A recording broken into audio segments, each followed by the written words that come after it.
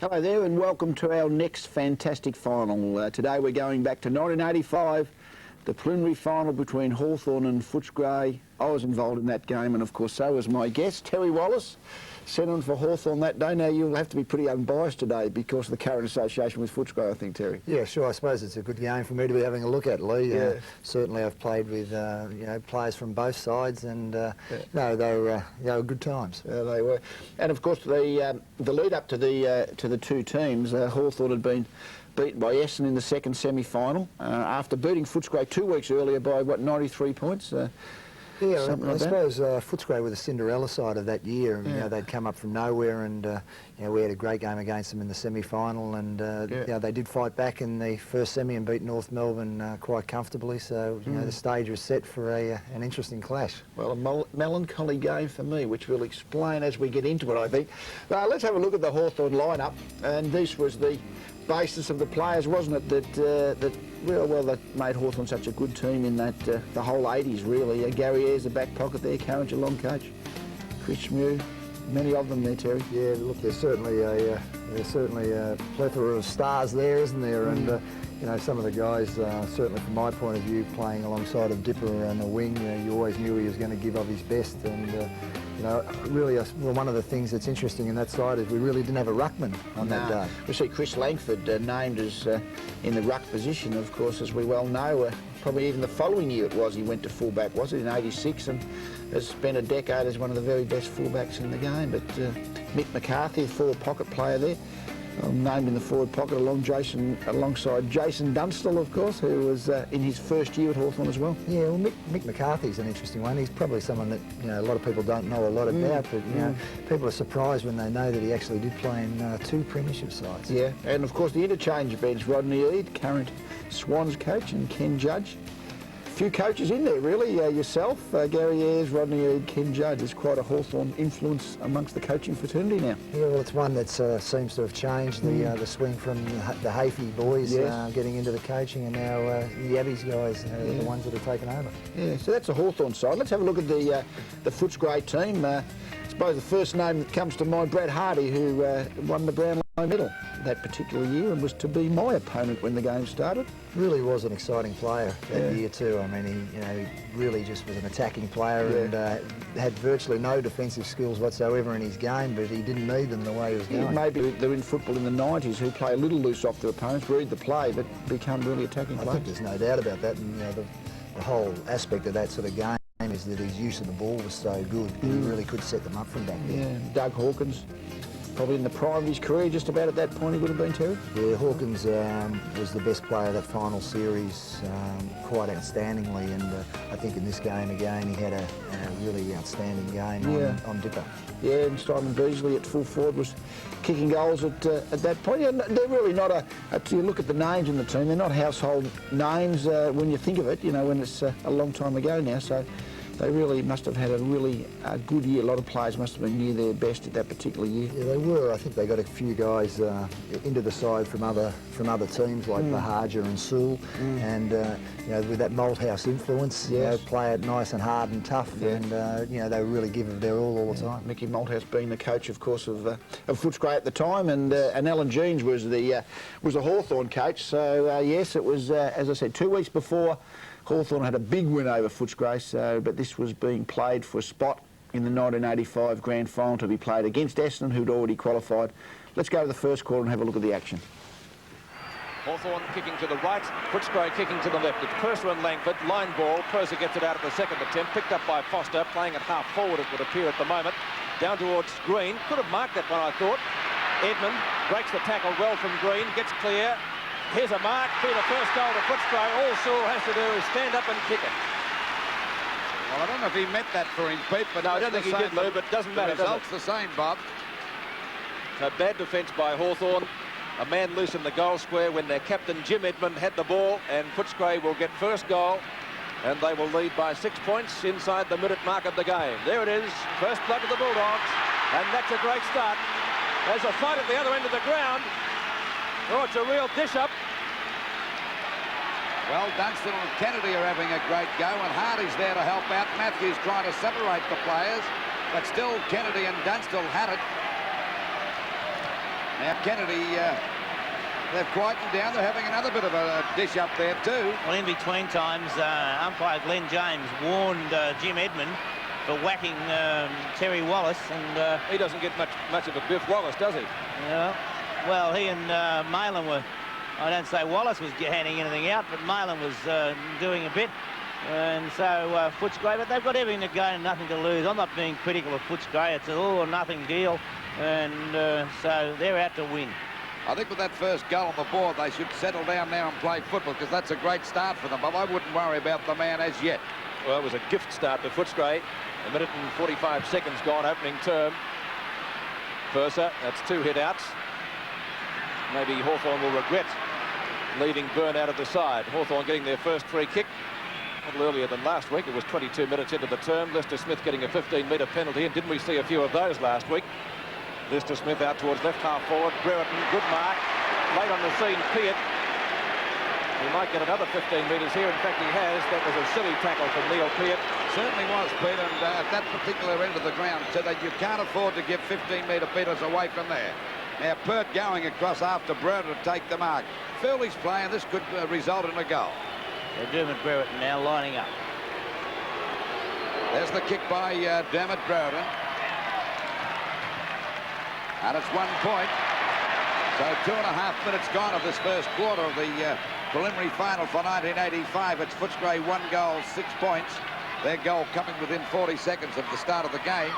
And Hawthorn a 1 point only. And it goes now to Hawkins and DiPierdomenico. The last time these two met, Hawkins was well on top. DiPierdomenico gets a hand pass. He goes over the line with the ball, and the umpire said it's out of bounds. Well, the last two starts, Bob, Hawkins had the better of DiPierdomenico. Oh, Hawkins an excellent player, and what a wonderful game he played last week. Knocked out by Purser, dominating the knockouts from the rucks or the centre bounces. A bit of a scrimmage as DiPierdomenico tries to get through the pack. He tried to crush through that time, and the umpire will ball it up round about 60 metres out from the Hawthorn goal. They're 1 behind to Footscray 1 goal. Knocked out by Purser again, picked up by Malin. What a game he played. Well smothered by DiPierdomenico, kicked off the ground. Actually, he took Kennedy's hand with him that time as Royal, and the ball is out of bounds. Now they let him have a go now with that. There's no such rule as kicking in danger, is there, Bob? That's fair enough as far as I'm concerned, Luke. I'll go along with it being an old kicker from way back as the ball finally goes back. Picked up there this time by McPherson. They're into attack again. The ball driven over Footscray's half-forward line. Punched out again. Coming in as Morris. Juggles the ball. He runs in circles. Back it goes to Swab. He goes down to Ayres. Ayres with a short pass. Picked up by Loveridge on the second grab. Out wide, going for the boundary line. The ball is out of bounds on the centre wing position on the outer side. We're just over the 4-minute mark of this first quarter. Footscray 1 goal, 6 points to Hawthorn, 1 behind only. Langford and Purser. Purser again hits it straight to Wallace, though, on this occasion. Handley for Hawthorn. Tries to break the tackle from Mayo, almost caught with the ball. Was that too high? Yes, it was, but the advantage rule played. Loveridge to Lester Smith. Starting off well for Hawthorn. Breaks that tackle. Lovely sidestep. Long to half forward. Knights.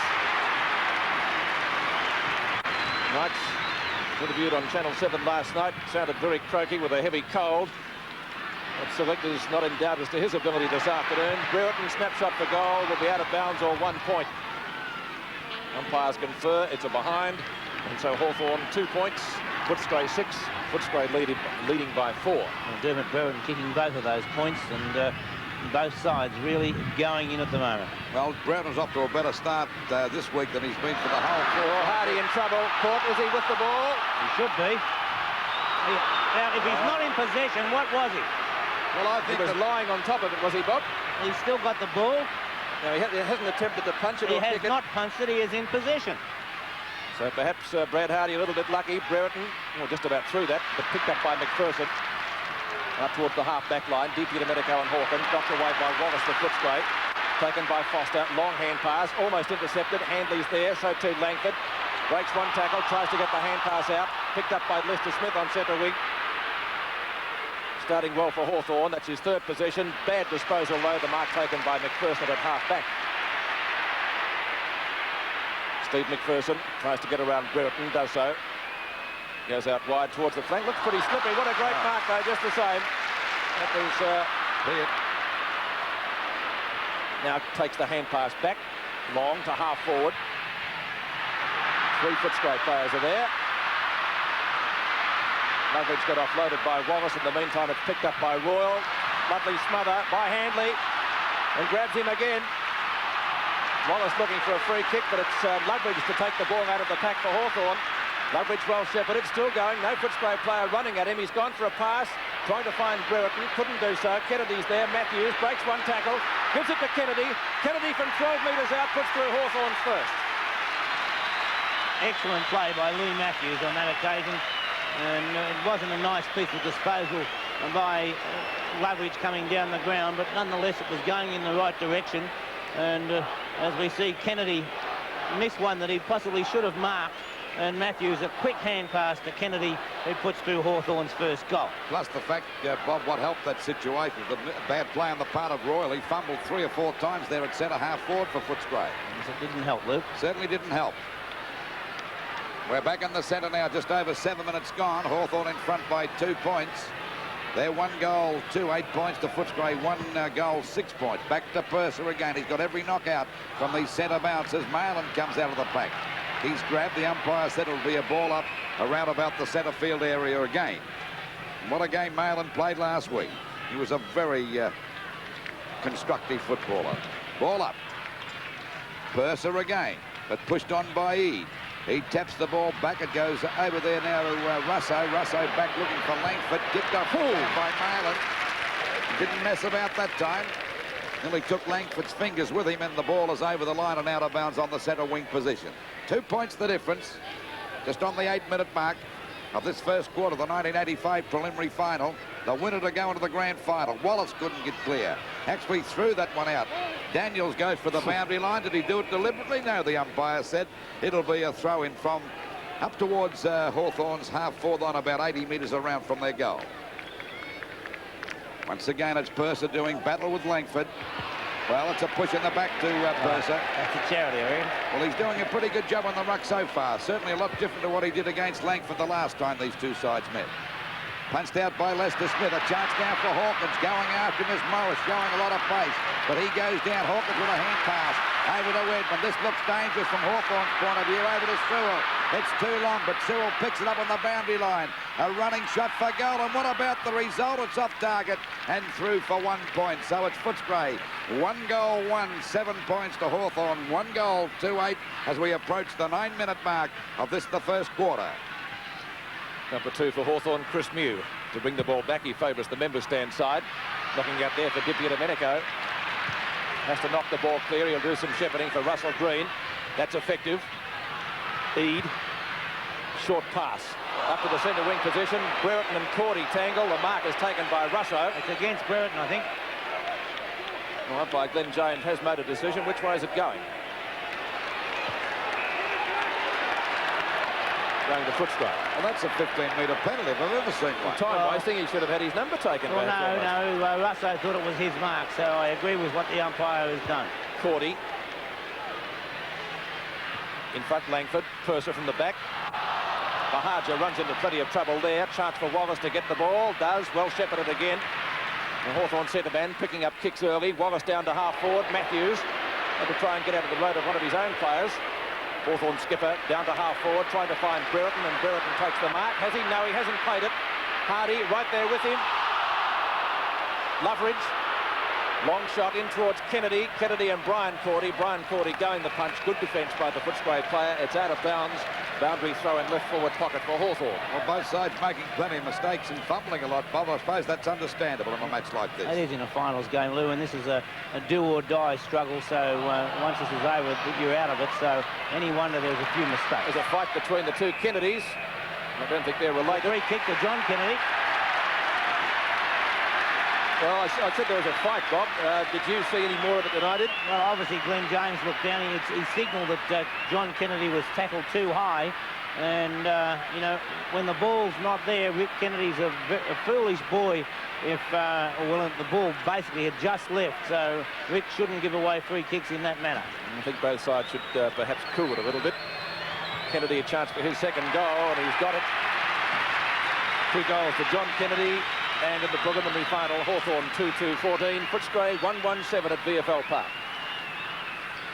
Well, we may be able to pick that up again, perhaps on the replay. No, I think the ball had gone away, and our cameras had followed the ball. It was behind play, and umpire Glenn James, having played the game before, knows that you look back and see what's going on behind play, and Rick Kennedy paying the penalty. Yes, the umpires don't watch the ball, they watch the ground before and after. 7 points the difference in favour of Hawthorn. 11.5 minutes gone in the first quarter. Knocked out by Hawthorn from the circle. Picked up by DP Domenico, and he'll get a free kick. Did seem to be a pretty fair tackle, but the umpire says it's a Hawthorn free from the circle to be taken by their rugged winger. 14 plays 7 in favour of Hawthorn. Down it goes tonight. Well covered that time by Peart. Mayland missed that completely, but he won't give in. He goes after it again. Gets a hand out to Steve McPherson, who's doing pretty well down there in defence. Up there towards half-forward, a chance for Bamber. He's got it. No, he didn't pay that mark. I'd have paid, but he recovered pretty well. Goes for a pass, and it's a beauty right down Cyril Sloat. He did play it, Lou, but when Bamber played on, umpire Glenn James allowed him to. Well, OK, that was great play on the part of Bamblett. And that's a magnificent pass by Les Bamblett. Sewell playing in the pocket, Bob. Yes, Pete, and Bamblett really playing as a half-forward flanker rather than the pocket. Waiting on Sewell to have that shot at goal. Let's see the result. It's 1 point, so Footscray off target that time. 1 goal, 2-8.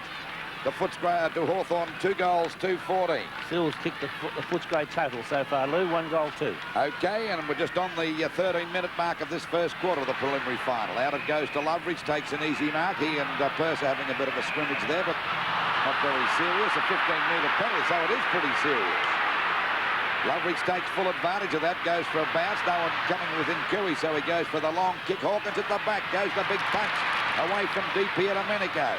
The ball picked up now by Russo, taken away that time by McLean. Over it goes now, and McPherson again doing a great job. Looking down there, he's got it. He got away from you this time. He's got plenty of room to move about. That ought to please Nick Cobham. That's Beasley. Beasley got the ball, but they're certainly giving him a lot more room the last 2 weeks, Bob. I think they learned from their mistake the first time, and there's no doubt that any good coach or any good side will learn from a mistake when it really doesn't come off. Well, Beasley would be about 35 to 40 metres out on a 45-degree angle.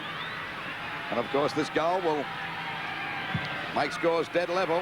Now, there's a goal, and that's Beasley's first, and scores dead level as we approach the 14-minute mark of this preliminary final for 1985. 2 goals, 14 points apiece.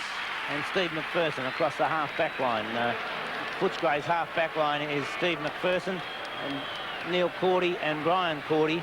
And as we watched on replay, McPherson putting the ball down, and now the kick by Beasley that goes through to even the scores, but Stephen McPherson doing an excellent job at half-back. 14.5 minutes gone in the first quarter. Wallace for Footscray. Foster. Mayland. Mayland centre wing. Down to right half forward, looking for Sewell. He takes the mark just inside the boundary line, I think. Looks a bit too tall and too good for Gary Ayres at the moment. A play on call. He does over to Brian Royal. He kicked 5 last week, trying to get around. Ayres does so. Every which way but loose. McLean. Forward pocket right. Chance for Bandit at the back, but it's out of bounds after Mew got a hand of the ball. It will be a boundary throw-in. Left forward pocket for Footscray. Scores dead level in the preliminary final. Well, at this stage of the game, I think I would swap Ayres and Morris, personally. Yes, Ayres doesn't have the height to combat Sewell. Could have pushed Sewell in the back there too, just about. I don't think it's so much height as not quite checking. McLean, that's a goal. Footscray lead by 6 points. His first goal. Great snapshot. Bulldogs looking good at the moment. Scoreboard 3-2-20 to 2-2-14. Bob, I think it's a good move having McLean down there with Bandit, because it's given a lot of pace to that forward line. It's been lacking over the last couple of weeks. Yes, well, McLean actually is playing on the wing at the moment. And, well, no, he's not really on the wing. Daniels is on the wing. McLean virtually as a half-forward come rover. It is a good move, Lou. Approaching the 16-minute mark of the first quarter, McLean's first goal gives Footscray the lead of 6 points, 20 plays 14 in the 85 preliminary final, knocked down by Langford. Chance for Handley. Purser caught with the ball, held it for a fortnight, and right, made no attempt, Pete. Hanley's free kick. And over the Hawthorn half-forward line, Matthews and Hardy. Hardy goes down to the umpire, set a free kick. Well, And Matthews disgusted with that one. But as Bob Skilton said, he pushed him in the back. Out it goes towards the wing position. Hawkins and Di Pierdomenico having a great battle. Picked up by Di Pierdomenico, but it's out of bounds. Out of bounds on that centre wing position. 16 and a half minutes gone. And Footscray are 3 goals, 2-20 to Hawthorn, 2 goals, 2-4. And it's certainly a different Footscray side to the last time these two sides met. Bob? Well, we did expect that, Lou. Sides like who finished second on the ladder just do not put in shocking efforts like that twice in a row or twice in 3 weeks. Steve McPherson starring down there at half-back, gets the ball back. It's picked up by Ayres from Di Pierdomenico. McPherson in front, the ball tapped out. Brereton couldn't pick it up. Knocked out by Cordy. He was tripped. The umpire said he was grabbed or pushed in the back. And Cordy will take that free kick, or is it going to be McPherson? Morris is on sore, Bob, as you predicted. McPherson goes for a pass. It's okay. It's marked. No, he dropped that, McLean. Coming in as Edmund. He was grabbed. He throws the ball away. Going after it now as McLean covers the ball.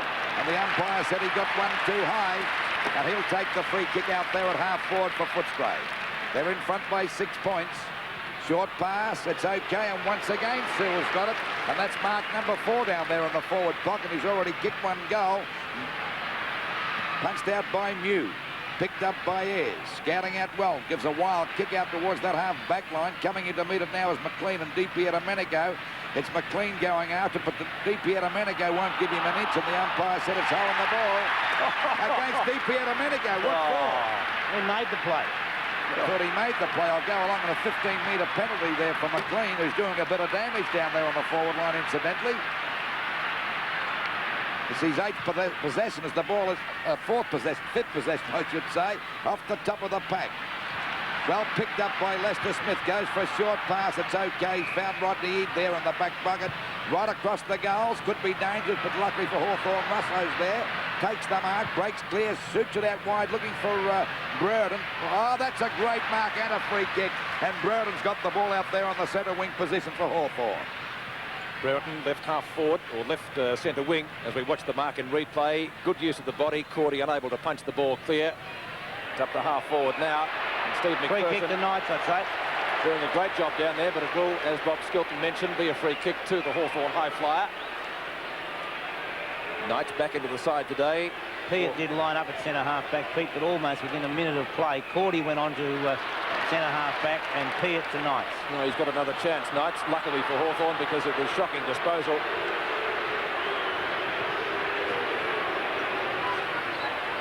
Knights from left half-forward flank, couldn't score from there. And again, a poor kick out of bounds, I think, maybe touched off the hands. It is Hardy looking for a Footscray free kick, but there is none there. And it will be a boundary throw in Hawthorn's left forward pocket. They trail at the 19-minute mark of the term. You can see the scoreboard there. Footscray by 6 points. In front, Kennedy and Purser. Knocked down by Kennedy.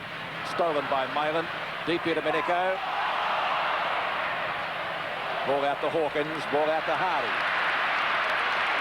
Hardy and Matthews. There's a couple of speedsters. Ayres appreciating, I think, the move away. He started, I think, in the previous match against Jim Edmund on the Footscray skipper. He's been moved back to him now. Wallace for Footscray. Seemed to get one a bit too high. The umpire says no free kick. Green gives the hand pass out. Green again. Another chance. Wallace. Oh, Kennedy grabbed too high. Will take a free kick at half forward, but he's a long way from goal, probably about 60 metres. He's kicked Hawthorn's 2 goals so far. As Lou said earlier, Footscray showing far more aggression today than they were, and that's the reason. The tackle too high by Steve McPherson against John Kennedy. Nonetheless, Steve McPherson has been a very good player across the half-back line. That's a real 9-iron golf shot, if we could borrow an analogy. It went a mile in the air. Wallace and Maylan. Wallace flicks out the hand pass. Knights just almost in the goal square. Gets it back to Matthews. Matthews looks for a free kick, didn't get one. Kennedy and Dunstall. Kennedy caught, no. Ball out from Cordy towards the half-back line. A chance for Steve Wallace, but the ball beats him over the boundary line. Ball out of bounds on Hawthorn's half-forward run, about 80 metres around from their goal. That's what you'll call letting the game go from an umpiring point of view. I'd reckon that. A couple of slow moves on the part of Hawthorn players, that they weren't moving too quickly. The ball out of bounds, ready to come back into play. 6 points the difference in favour of Footscray. The ball knocked out now, picked up by Brian Cordy. Green's got a chance, knocked out by McLean. The fumble, still fumbling Hawthorn as it comes back to McLean, looking a dangerous player up to this stage of the match. Good play on the part of Hawkins. A hand pass to Steve McPherson, the best player on the ground so far. Over to Hardy, got plenty of room to move. Goes out wide looking for Edmund, but Ayres is there. Goes the punch, defensive play on the part of Ayres, and the right play, and the ball is out of bounds. Out of bounds about 70 metres around from the Footscray goal now. And as Bob Skilton said before, certainly a different Footscray side to these when these two sides met the last time. Down it comes now to Foster. A hand pass coming out to Edmonds. Edmonds' kick is up there towards Beasley and Mew. He's got it, Beasley. I think he might have pushed him in the back, but the umpire didn't spot it. I think he gave him the best push in the back you've seen for a long time. He's the full forward, though, Lou. As we watch on replay. Oh, a little bit of a nudge, but it wasn't that serious, was it? No free kick. Enough to put him off balance, Bob. In a position where I don't think umpire James could see it anyway, and I wouldn't have paid it personally. No. Okay, of course, Beasley a chance to kick goal number 2. And he was in a lot of trouble against Mew the last time. There's the kick. Has he missed that? Oh, that's a shocker. Should never have missed that, Simon Beasley. So it's 3 goals, 3-21. Footscray to Hawthorn, 2 goals, 2-14. 22 and a half minutes gone of this first quarter. Ball back into play again. Making good position that time was he. Takes the ball out there at half back. Goes for a short pass, looking for Kennedy. He's done a pretty good job on this first quarter too. We've got 2 goals on the board so far, Luke. Not a bad effort. Kennedy's kick is not a good one. It's a shocker. It's out of bounds. 15 metres, Luke. 15 metres, so he could be a bit lucky. I think Kennedy in this first quarter has received 3 free kicks too, which has helped a bit. So Kennedy out there now on the centre wing position. Goes for a short pass.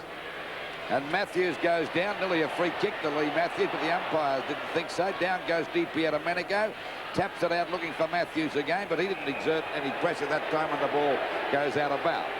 So it's out of bounds about 75 metres around from the Hawthorn goal, and they're trailing by 7 points.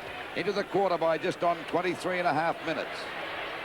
Ball grabbed here by Wallace, spins out of the pack nicely, goes for a kick looking for Matthews again, but he's well attended to by Hardy, and the ball is out of bounds. A little closer to the Hawthorn goal, about 50 metres out on that half-forward flank position.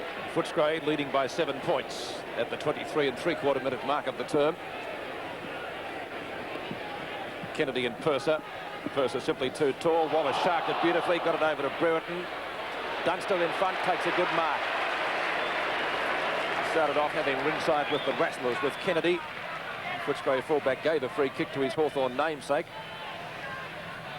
And now Dunstall, his opponent, has a chance to put through a goal. Dunstall directly in front of goal would be the straightest kick in the Hawthorn side.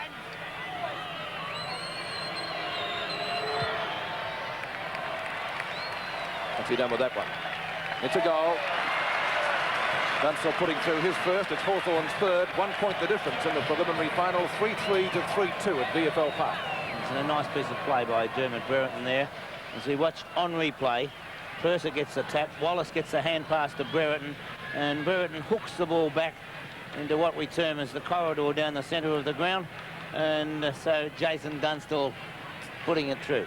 Sewell, Beasley and McLean. Goal kickers for Footscray, for Kennedy, for Hawthorn, Kennedy 2 and Dunstall 1.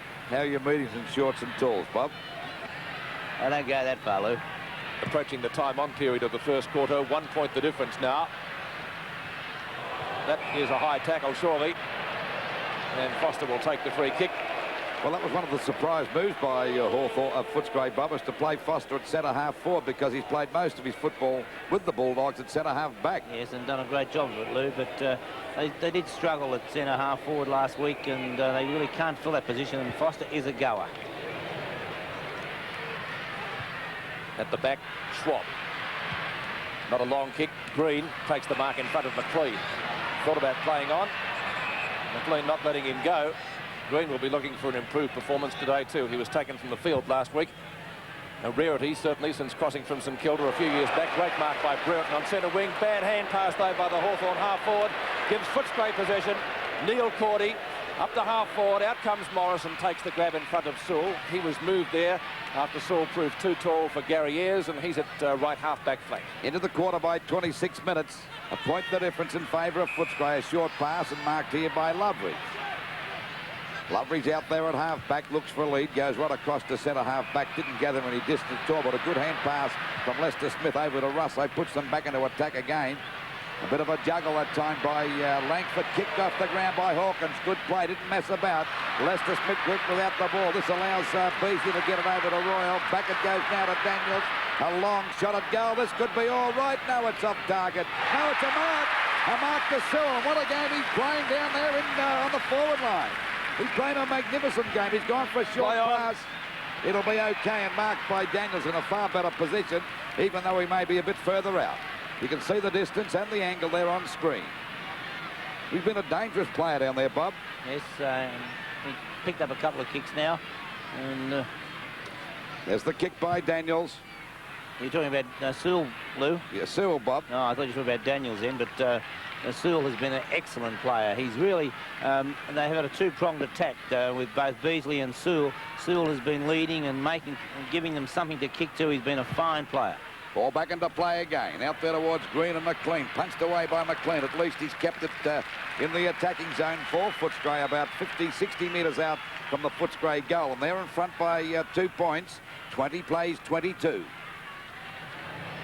Knocked out by Purser. Ripper there. Oh, picked up by Edmund. He was grabbed around the neck. That was a nice knockout that time by Purser.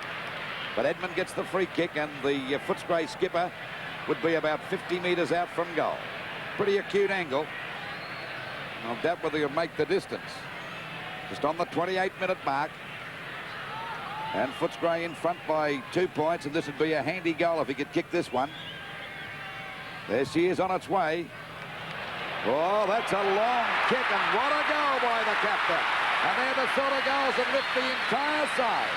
The scoreboard, 3 goals to 20 Hawthorn. To Footscray, 4 goals for 28. To use an old cliche, Lou, you could say that that is a captain's goal. And because you had just said that he might have been a little bit too far out, but an exceptional kick by Jim Edmund. And they're the sort of things that lift the whole team. Great torpedo punt goal by Jim Edmund. 28 plays 20. Footscray getting away a little bit now. 8 points in it in the preliminary final. Knocked down by Langford, picked up by Dippy to Beneco to half forward. Steve McPherson there, overrunning the ball. Brereton taps it back, trying to find Matthews, but Maylin intercepts beautifully for Footscray. Back to Steve McPherson. Footscray's best defender by a mile. Out to Brian Cordy. Footscray looking the goods at the moment. Brad Hardy, they're full of running. A lot better Footscray side than we saw last week. Green, he just about copped Purser. That's on behind play between those two. Play goes on downfield in the meantime.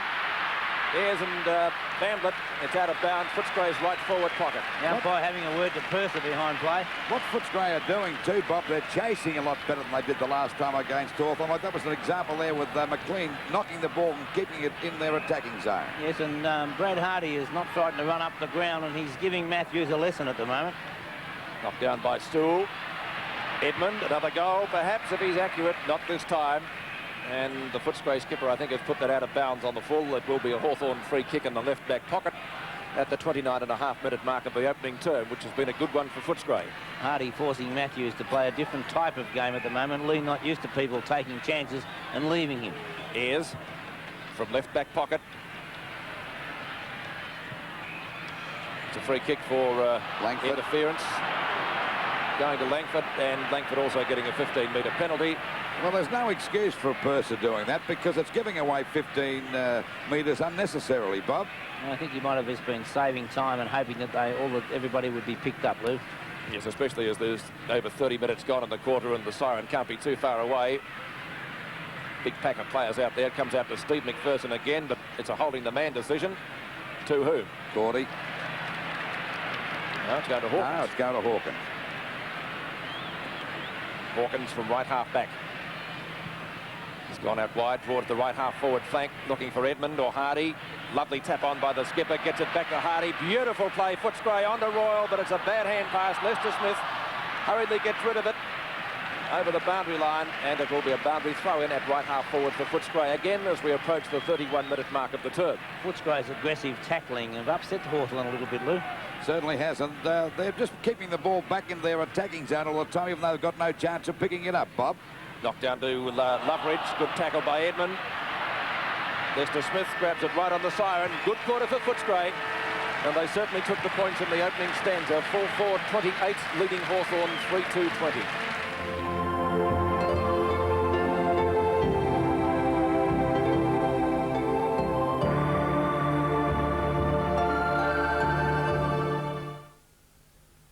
Good afternoon, Amanda de Pledge with an AFL Sports Update.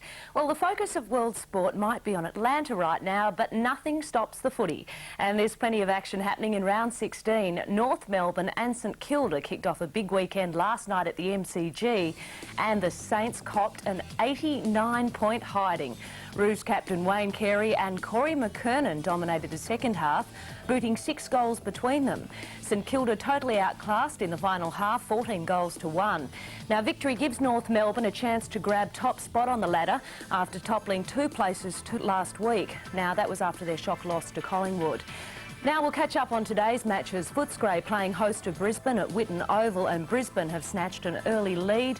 The Footscray is yet to score. The Bulldogs trying to back up from last week's win against Fremantle, and that was their first win under new coach Terry Wallace, and it did end a 5-match losing streak. Geelong and Melbourne are doing battle at Cardinia Park. The Cats would certainly like to avenge their loss to Hawthorn last week. Melbourne hunting for a win too after an incident-packed game against the Tigers, and right now Geelong has a 6-point advantage over the Demons. And that brings us to the game of the day, the Bombers and the Tigers at the MCG. Essendon suffered a 35-point loss to Brisbane last week and slid back into 7th place on the ladder. The Tigers, of course, won their clash over Melbourne. The score right now at the MCG in favour of Richmond over Essendon. So there you have it, the latest scores from round 16 of the AFL. I'll be back to update those scores in just a little while. Back now to our fantastic final with Lee Matthews. Sunday on Sports AFL. 11:45, Footscray battle the invading Brisbane Bears. Then live Australia-wide from 2 o'clock, a buoyant Collingwood clash with the shattered Fitzroy. At 5 o'clock, the rampaging Sydney Swans take on the Adelaide Crows. Then at 7:15, the local derby between the Eagles and the Dockers, followed at 9:30 with the replay of the Collingwood Fitzroy encounter. It doesn't get any better than this. Sports AFL. The Atlanta Olympics is a dream come true for butterflyer Angie Kennedy. She qualified by just 1/100th of a second to race the 100 metres, and what excitement. Yeah, in that last 15 metres, I'm just thinking, Olympics, Olympics. And luckily that got me there by 100th of a second. This moment was very special for Angie. She has had her disappointments missing other swim teams and plans to make the most of her chance in Atlanta. Yeah, definitely. I think all those disappointments, though, made me a stronger competitor, and it will help me when I'm over there in Atlanta in my 100 butterfly. Angie Kennedy is one proud Aussie. It's very special to be part of the Olympics and to represent my country and go over there and have the time of my life, I guess. I would have liked the tables to be turned, and I would have liked to be on the #1 dice, but, I mean, to make the team, I don't really care what I care. Sunday, exclusive to Channel 12, continuing coverage of the Amy Cup. The running game at its very best. Live rugby union presented by former Wallaby wizard Russell Fairfax. This week, more rugby action. West Harbour do battle against Canberra, and the Cookers are chasing a spot in the top 3. The Amy Cup match of the week. West Harbour waltzes with Canberra, Sunday 2:30, live and exclusive on Channel 12. Quarter time and an 8-point lead to Footscray. Very different game than the qualifying final when Hawthorn won very easily from the start. What are you thinking, Terry, watching that first 30 minutes? Well, obviously they mean business, Lee. Yeah. There's no doubt about that. They really sided a couple of guys early and went after them just to make a physical contest of the game. And they threw a few things around which I think really surprised the Hawthorn Brains Trust. With Foster going down to centre half forward, he'd played the whole season at centre half back, and the matchups really sort of threw us around a little bit. And Gary Ayres ended up on Sewell, who was quite a deal bigger than him, where we wouldn't have really expected that before the game. And Sewell got a couple of touches early and a boundary throw. It's one of those things, particularly in the boundary work, where Sewell had the height on Ayres, and they got a goal from that, didn't they? I think Mick McLean ended up snapping a goal. Yeah, it is. I mean, it's a tough one when you haven't got ruckman down there in that sort of circumstance. You're really a tall player can dominate that area. Yeah, and we saw that Jimmy Edwards, I think, that kicked a goal on Ayres. Not a good quarter for Ayres, I don't think, after watching that replay. No, as a coach, he wouldn't have been happy with his own performance. But Footscray had some good players in that quarter. I thought Steve McPherson off the half-back line was an outstanding player for them. Yeah, and that guy Brad Hardy keeps running up the ground. Who's on him? Yeah, Blake's got a little bit older that's playing on him. Just can't quite chase out as hard as what he used to. Well, that's what Alan Jeans was thinking at the time, because I'm heading to the interchange bench. That's where I was heading at quarter time. But well, I thought you had done a little bit better than that. I thought I was a little unlucky early in the game, I must say, watching that replay. As a coach, I think I would have given you another quarter. But anyway, it was an 8-point lead to Footscray, but plenty of time to go. Certainly not an insurmountable lead. Let's go back and have a look at the second quarter.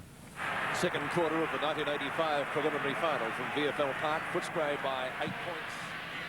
The ground for Matthews. One of the changes made by Alan Jeans as Hawthorn swing into attack through Loveridge. Good smother by Brereton. Looks for the hand pass to Kennedy. Excellent play, but he just couldn't take the pass. McLean tackled well.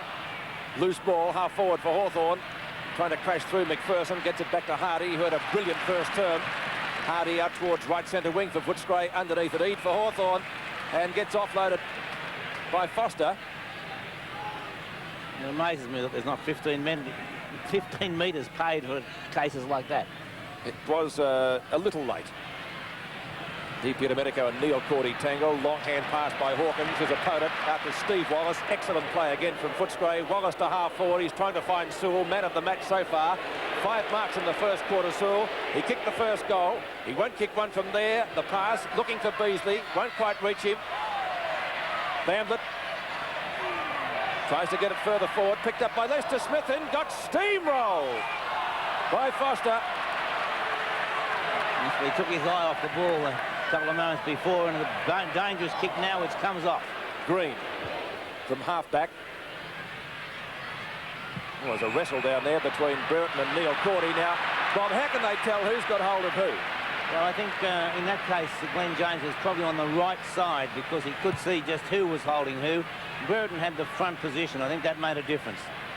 Brereton takes the free kick from half forward. Handley made a meal of that one. Malin, bad hand pass. Still plenty of mistakes made by both sides. Wallace, bad hand pass, picked up by McLean. Hawthorn fumbling.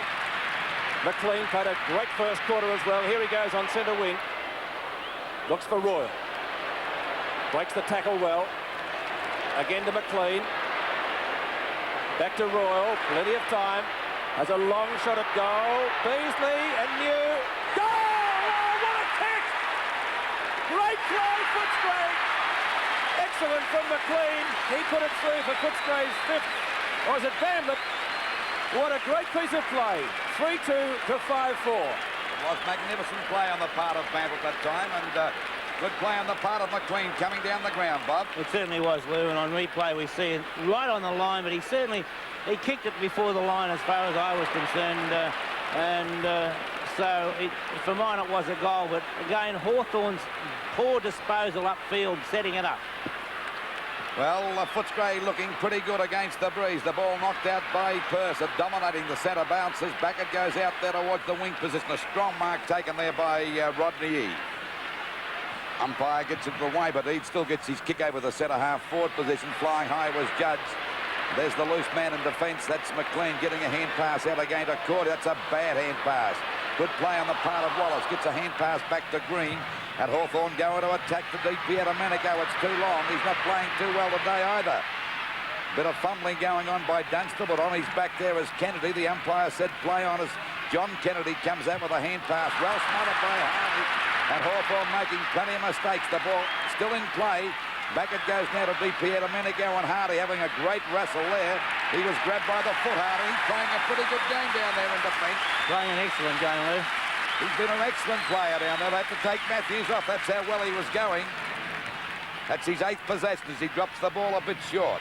Ball punched out to Wallace again. He goes for a short pass. It's okay. Grabbed by Loveridge. Loveridge kicks us over the half-forward line. Back it goes to Dunstall and Kennedy. Flying high was Brereton.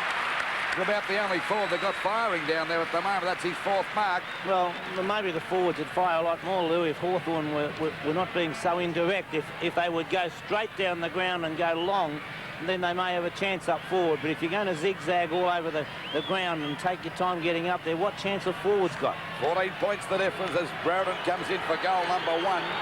There she is on its way. But he's hooked that, has he? And it's through for 1 point.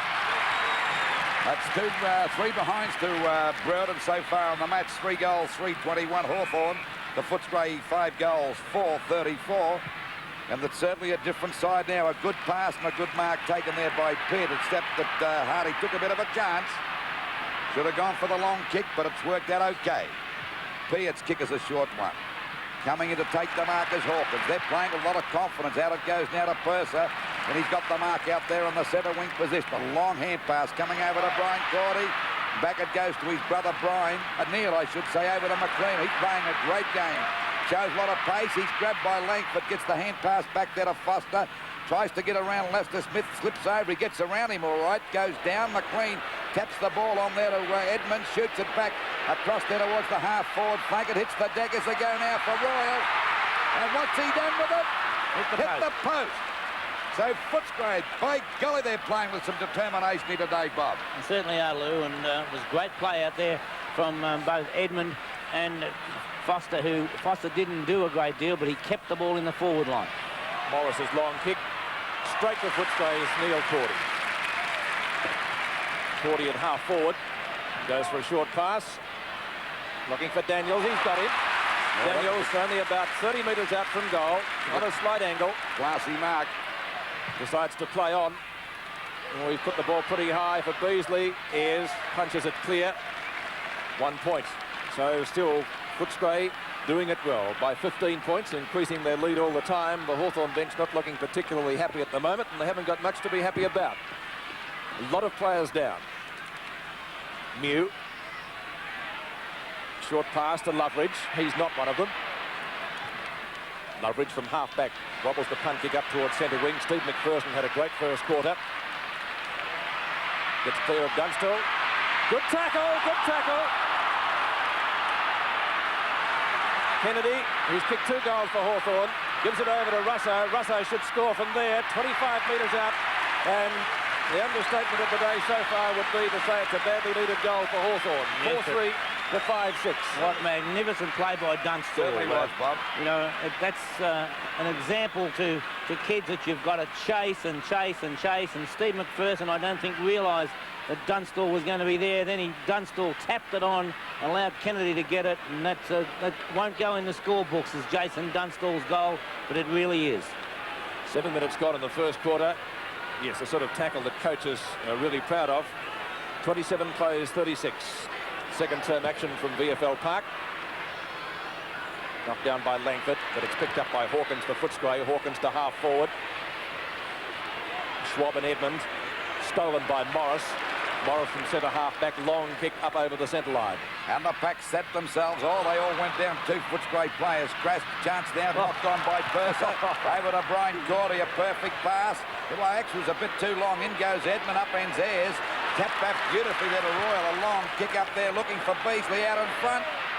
The pack fly. No one can take the mark. Loveridge scouting out beautifully that time. Takes it away. Oh, saw that one go. And there's a box on behind play here now.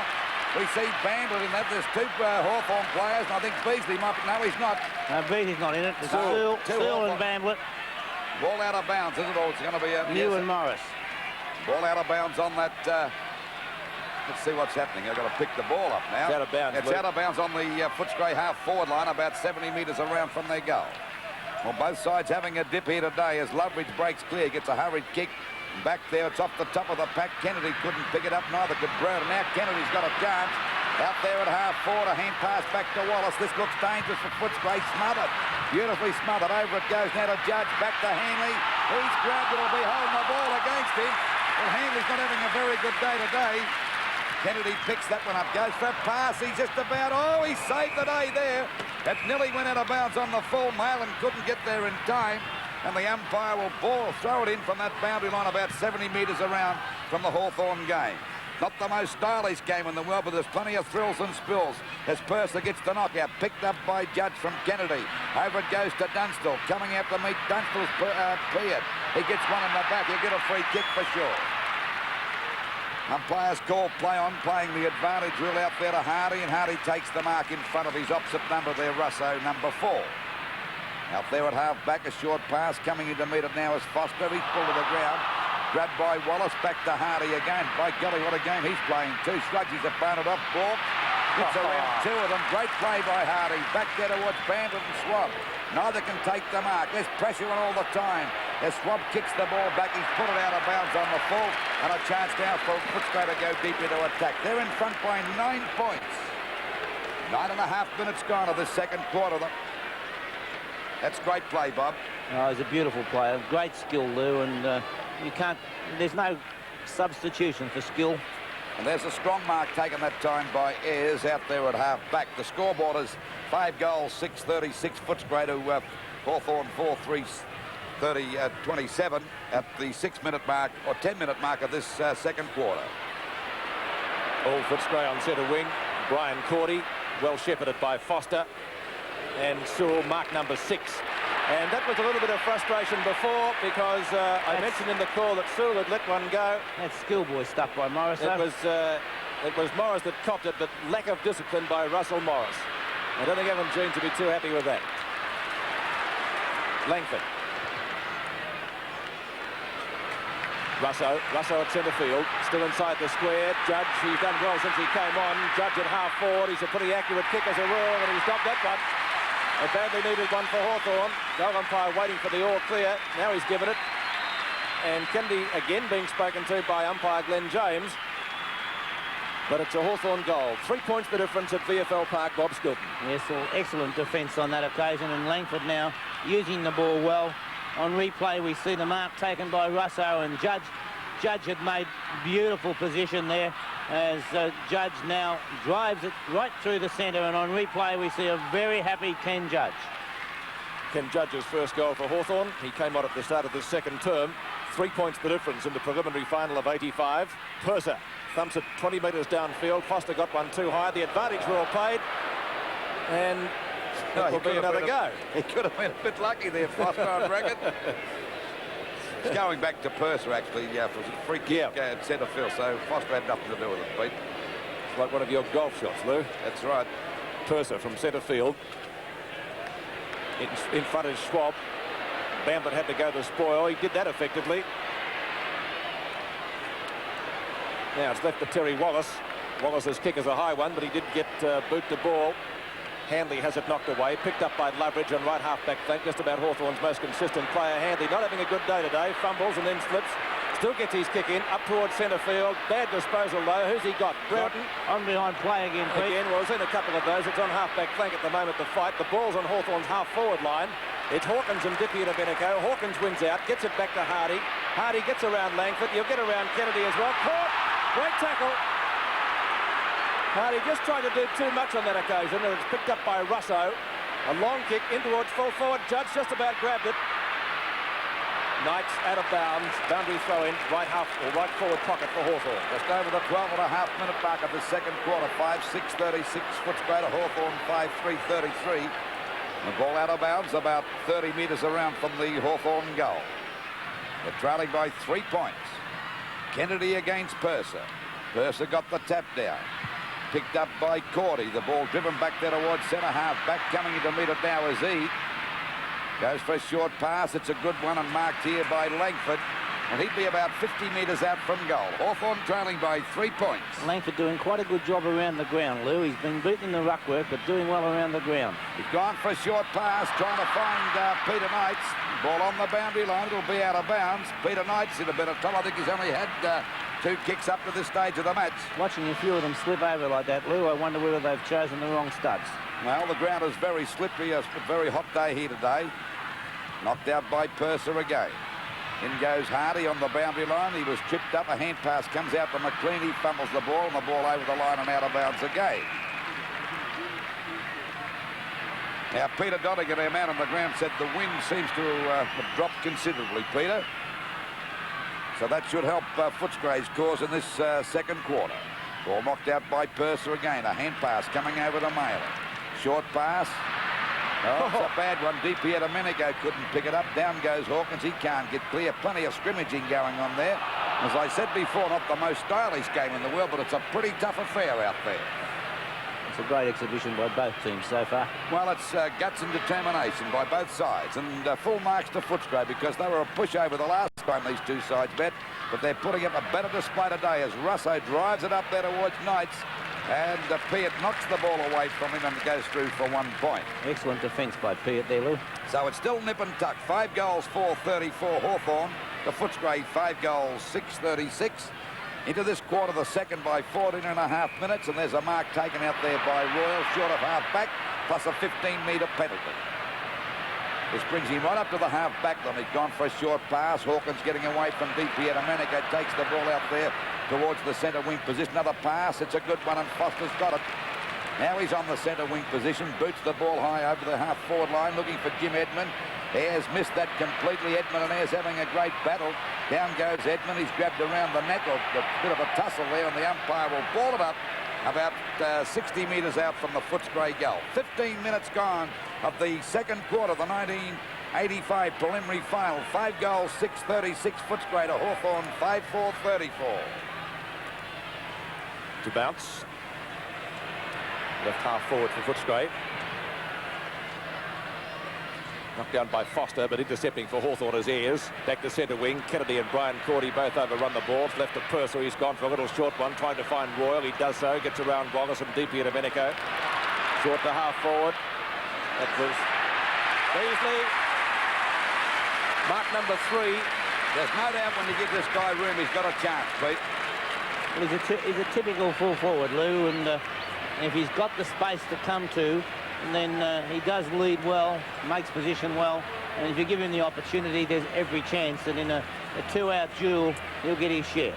A goal would give Footscray the lead by 9 points. He's kicked one so far and missed one that he should have got. I don't think he'll miss this one from only 20 metres out. It's a goal. Footscray lead by 9 points in the preliminary final. 16.25 minutes gone. Scoreboard at VFL Park. Footscray 6-6-42. Hawthorn 5-4-34. I think the crowd has built up here considerable today. It's around about the 60,000 mark, I would say, at least. Not as many as last week, though, Lou, as we watch that mark again. Good lead by Beasley. Excellent play by Footscray further upfield. Brian Cordy taking the hand pass, and it was a fine performance.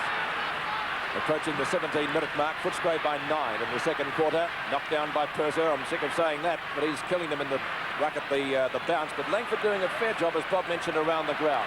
Malin to Foster, and Foster playing well at half forward. Underneath it is Schwab, and takes the mark in front of Sewell. He's gone for the hand pass to Mew. It'll be about Mew's first kick for the afternoon. In front, Brereton, he flattened Deputy Domenico. Lack of talking there by the Hawthorn players as Kennedy takes the hand pass, and Bertie is still flat out and he's back. Peart just about caught, but he gets it over to Hardy. Hardy to Wallace. Wallace around Brereton. Does he? Has to throw it away.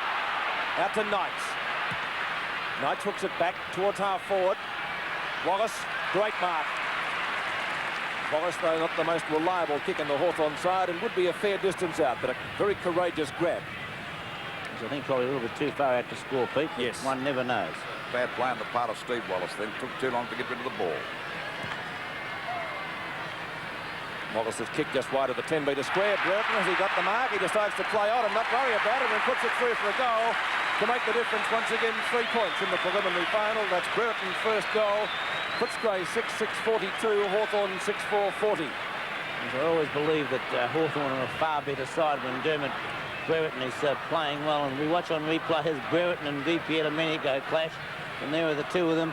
I think they both hurt themselves, but Brereton backing things, and we watch now as Brereton takes it from behind. And as I was saying, I always believe that Hawthorn are a far better side when Brereton is firing. And for that matter, any side is Lou in the centre half forwards firing. Certainly right, Bubba Z picks up the ball now and drives Hawthorn back into attack over their half-forward line. The ball hits the deck. Coming in to meet it is Kennedy. Actually ran into his own mate that time, McPherson. Top one for dropping the ball. Had McPherson not been in the way, he could have got clear, but that was unfortunate. It's only 3 points the difference. Now Judge has got a chance to put them in front. Hawthorn, he'd be about 45 metres out. And Judge has already kicked 1 goal into this quarter by just on 19 minutes. That's the second quarter of the 1985 preliminary final. This has been a pretty tough game. There's the kick by Judge. That's a beautiful kick, and it's a goal. So the Hawks have hit the front. It's Hawthorn 7 goals, 4-46 to Footscray, 6 goals, 6-42. Yes, and an excellent goal by Ken Judge. You can see the concentration. It was a lovely kick. And it does have the aid of the breeze, and even though Peter Donegan said that it had dropped a bit, I still believe that Hawthorn are kicking with the aid of about a 2-goal breeze in this term. Just on the 19.5-minute mark, it's 3 points the difference now, this time in favour of Hawthorn. Centre bounce, Purser against Langford, knocked out by Langford. Grabbed that time by Hawkins, and Footscray go back into attack. Off the top of Bambert's hands, Rob's in trouble. Gets a hand pass out, looking for Loveridge. In goes Daniels, but it's picked up by Malin. There's a lead coming out in now to Sewell. Couldn't grab that one, and the ball is out of bounds. But don't blame Jim Sewell for that, because he's played a pretty good game here today down there on that forward pocket for Footscray. He's one of their best players. Of course, their full forward, Beasley's already kicked 2 goals. Certainly a different Footscray side to when these last 2 sides met. Wallace goes for a hand pass. Coming in to meet it now as Morris taps the ball back to Wallace, but he was grabbed when he didn't have the ball that time, Morris. He'll take Wallace the free got kick. one behind play too. Unusual. So this is Morris with the ball out there at half-back. 3 points the difference in favour of Hawthorn. Back into the centre of the ground. The back is Purser. Goes over the top of the pack. Picked up by Foster. Over it goes to Royal. In trouble. That was a bad hand pass, but he couldn't do anything else. Back it comes now to DP at Domenico. A hurried kick out there towards Brereton. Brereton coming in there with Brian Cordy. Neil Cordy, I should say, and the ball is over. Now it's still back in play. Picked up by Cordy. He persisted with that one, and he's got it back to DP at Domenico on a strong mark. Oh, bad hand pass. A shocker, and the ball is out of bounds. Why do they think they have to hand pass? Should have gone back for his kick there, Birdie. DP at Domenico. He's getting a sponge on the head. I think he needs it to cool him down to get the brain working again. 46 plays 42. 4 points the difference in favour of Hawthorn. Ball back into play again. Langford against Purser. The line ball that time as it comes down to Daniels and DP at Domenico. And once again, the umpire will ball it up on the centre wing position. Just on the 21.5-minute mark of the second quarter. And it's 4 points the difference in favour of Hawthorn. There's been nothing in this game from the very word go. It's a real tough battle without being a stylish game, and the umpire's found a free kick. It'll go to Langford for shepherding. That was against Daniels for blocking him. There's no sense in that, is it? No sense at all, Bob. Kicked by Langford is over the centre half forward position. Kennedy gets the knock away from Dunstall. Coming in to meet it now is Neil Cordy. Hand pass over to Malin. Juggles it, but picks it up the second time. Goes for a pass, looking for Foster. Got his hands, but couldn't hold the mark. Grabbed by Daniels. Daniels clear. Looking for a lead. Sends it right across to centre half forward, but no one there. Good strong mark by Russell Green. Trying to get away, but McLean's got him well covered there at centre half back. Russell Green with the ball. Kicks it out wide. Judge flies over the pack. Falling to the ground now is Russell. They pile on top of him. Don't give him much chance. The umpire still calling play on. And umpire James will ball it up on the point of the square down towards the Hawthorn half-forward line. And we're just on the 23-minute mark, and they're in front by 4 points, the Hawks. 46 plays, 42. 22 and 3/4 minutes into the second quarter. A bounce inside the centre square. Just on Hawthorn's half-forward line. Purser and Langford. Won by Purser. Malin sharks it from Wallace, but gets caught pretty quickly for his efforts by Dippy Domenico, who looks for the free kick, but according to the umpire, there isn't one. And it'll be a bounce almost in the same position, but this time outside the square. Wallace last to get up. The bounce. Langford and Purser. Line ball, that one. Malin just about got one at the back, I think, but it's left for Royal to clear it for Footscray. Beautiful turn of speed by the Footscray rover. Up to half forward. Beasley and Mew just about juggled it, Simon. No mark, and it will once again be a bounce, or perhaps a free kick after the pushing and shoving has subsided. Who's on the bottom? Schwab. Let's watch that again. And replay now, we see Beasley, and well, just couldn't quite get on the second grab. It would have been a mark. Knocked down by Purser. Bamblett. Out comes Mew. Too high, the tackle. Hawthorn free kick. Perhaps a little bit lucky. Chris Mew to take the free kick just wide of the kick-off line. He's gone to the members' stand side, looking for Langford. Langford likewise goes for a pass intended for Kennedy. Not a good one, though, because Kennedy was well marked, and it will be a boundary throw-in on Footscray's right half-forward flank, about 70 metres from their goal. Bob. McLean off, Bahaja on.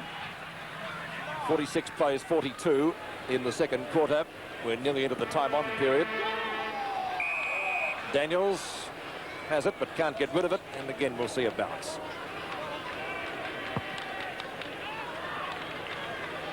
Purser again doing well at the bounces and throw-ins. Foster tries to get the hand pass out, does so, picked up by Brian Cordy.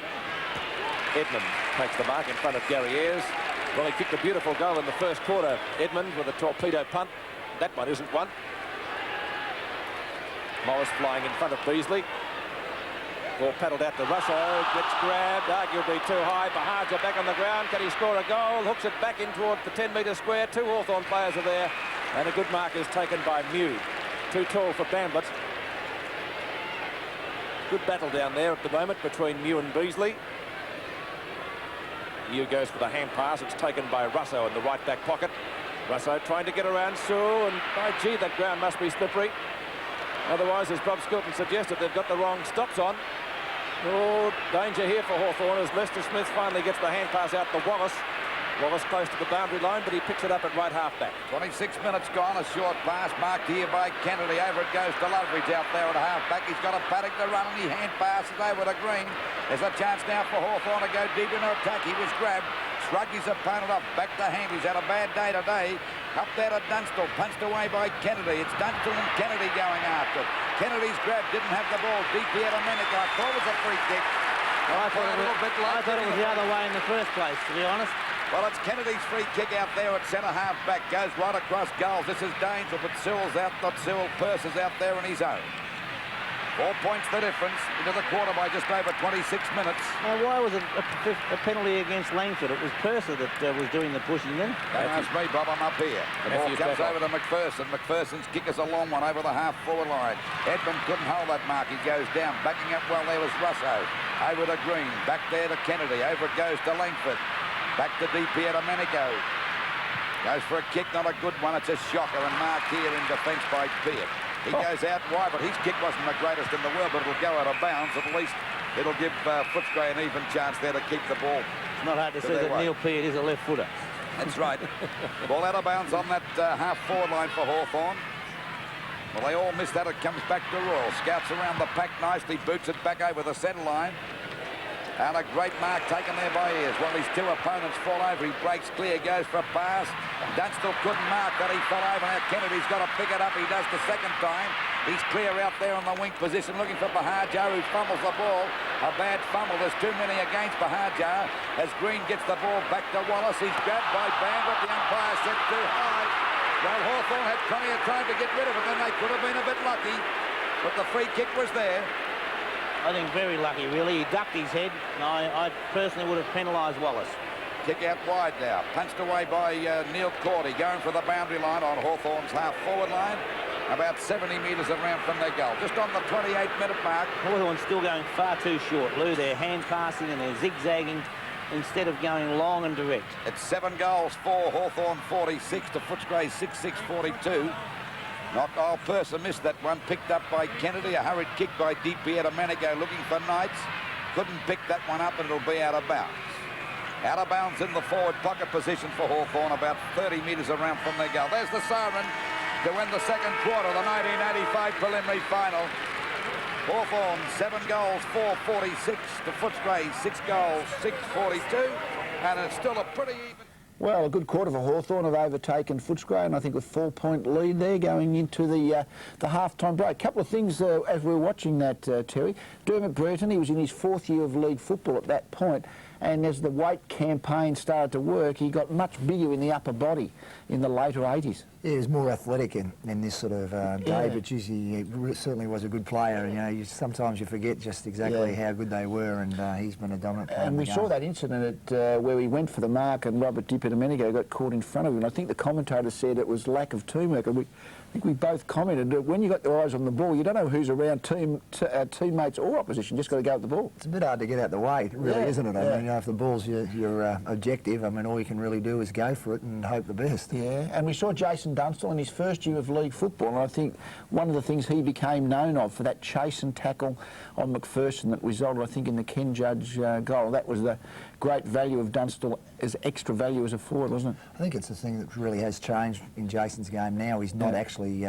capable of, you know, really running across the ground and footing after guys quite as much now as what he was in those days. And, you know, obviously that's just the age factor once again, sort of starting to catch up on you. It's absolutely football forwards has to chase, hasn't it? Certainly makes a big difference, doesn't it, mate? I bet you as a coach are pushing it, though. Oh, yeah, my word. I mean, it's just, you know, it's vital. I mean, you know, key players now play out of defence, and you get good users of football coming out of defence, and you've just got to be able to run them down. Absolutely. And this is 11 years ago now, but the speed and tempo, I mean, you watch this game, it seems to me not much different than football in 95, 96, I wouldn't think. I wouldn't think so. Look, it's been a fairly physical game. Probably, as the commentators mentioned, I think Lou Richards mentioned a couple of times that, you know, it's not the prettiest game you've ever seen, but, you know, she's a pretty physical contest. Do you think the precision of the average player's kicking skills is slightly better, would you? Yeah, I do. I mean, the amount of times that the ball's actually dropped around guys' knees to ankles in this game, and blokes have had to almost lose their feet to take the marks. I think that's the area that's, you know, just has really sort of honed up. Let's have a look at the statistical information to half-time there, and pretty close game on the scoreboard and pretty close in most of the stats there. Yeah, I would have thought that Footscray probably had the advantage early in the game, and that Hawthorn just sort of found their footing, had taken over from, you know, that real pressure early in the game and just settled themselves down.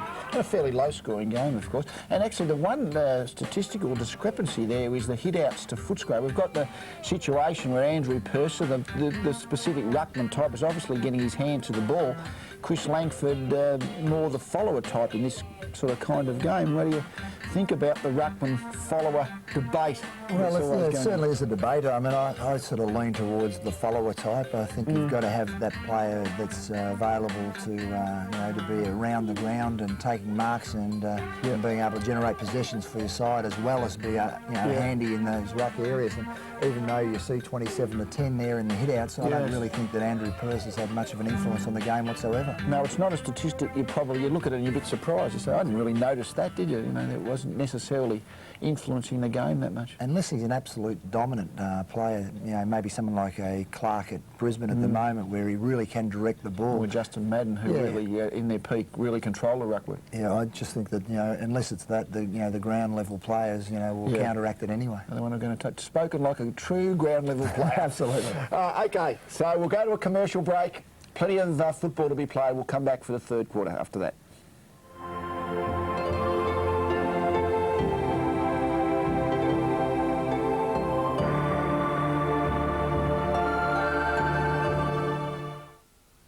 Hello everyone, I'm Amanda DePledge. We'll return to our fantastic final in just a moment, but time now to check the progress scores in round 16 of the AFL.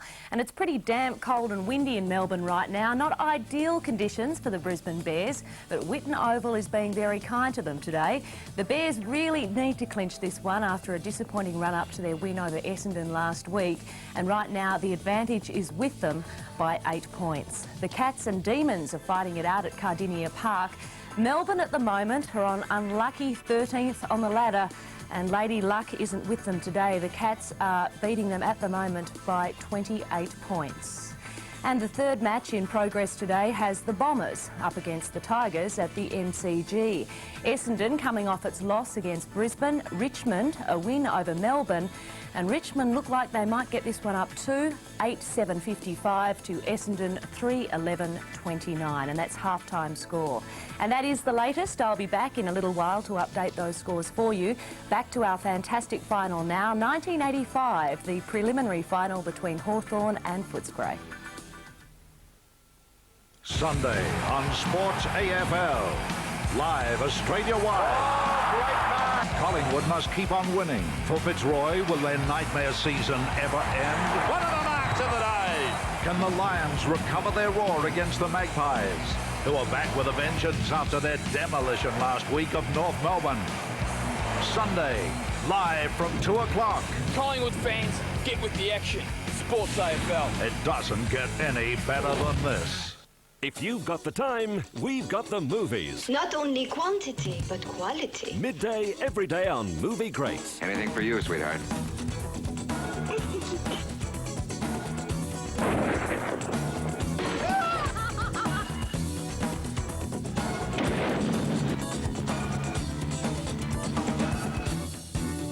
Great classics, variety and stars. We aim to please. Midday, every day. Make a date with Movie Greats. Now broadcasting to over 1 billion global Chinese viewers in Mandarin, Asia's dynamic Chinese television network. All the international news and events, finance reports, entertainment, sports, lifestyle, documentaries. CTN on Optus Vision's Channel 38.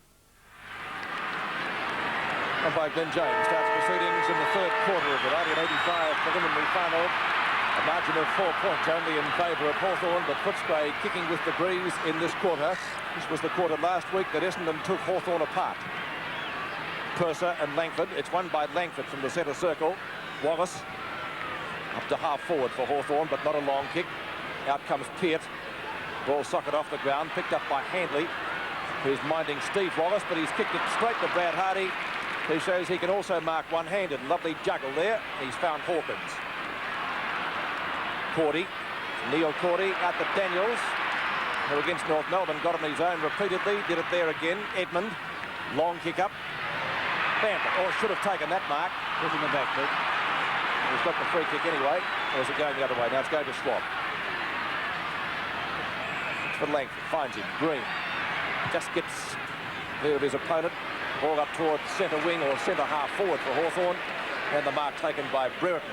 5 marks for the Hawthorn half forward. Played a lot better today, Pete. Yes, he has. He and Jim Sewell, the leading markers on the ground today. Sewell also has 5. Brereton down towards Hawthorn's full forward pocket, picked up by DP and Domenico. A snapshot for goal is off target and out of bounds. Boundary throw in Hawthorn's right forward pocket. Bright sunshine here today, but a number of players have slipped over on the turf. And may have chosen the moulded sole boots. And the ground could be a little bit heavier than we think. McCarthy came on for the third quarter, knocks it down to Russo. His hand pass is not a good one though. Peart clears it for Footscray out towards the half back line. Lovely juggled mark by Hawkins.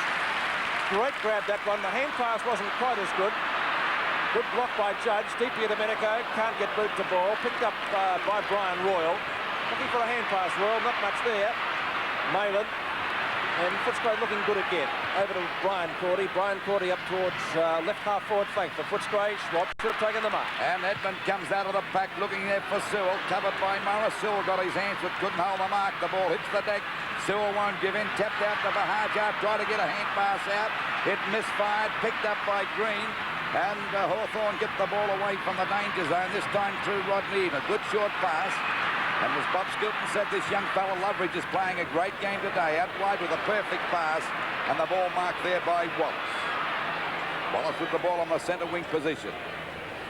Ball drops short. McCarthy flies. He's got the mark. And of course he's on the ground replacing Knights. Quickly plays on. Hack fly. Oh, Judge nearly marked that. Now the umpire said no mark. No mark at all as the ball is pushed out by Russo, showing a bit of pace, gets the ball back to Loveridge again.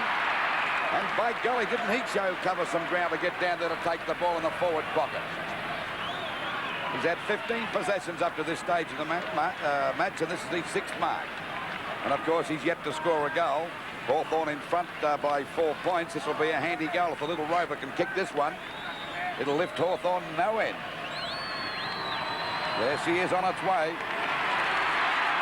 And it's a goal. So it's a 10-point lead to Hawthorn. 8 goals, 4-52 to Footscray, 6 goals, 6-42. There's some good roving by Richard Loveridge. I think, as you called it, Lou, in 1 minute he was on the half-back line putting the ball out towards Terry Wallace. And, well, it was either a mark to Brereton or Judge. There's no doubt about that one. But it mattered not to Hawthorn. As we see on replay, Russo go on the left foot kick around the corner as Tony Bahaja comes off the ground. Out he's replaced by McLean, knocked out by Purser, picked up by Malin, up there to Swab and Bandlet. Neither can take the mark.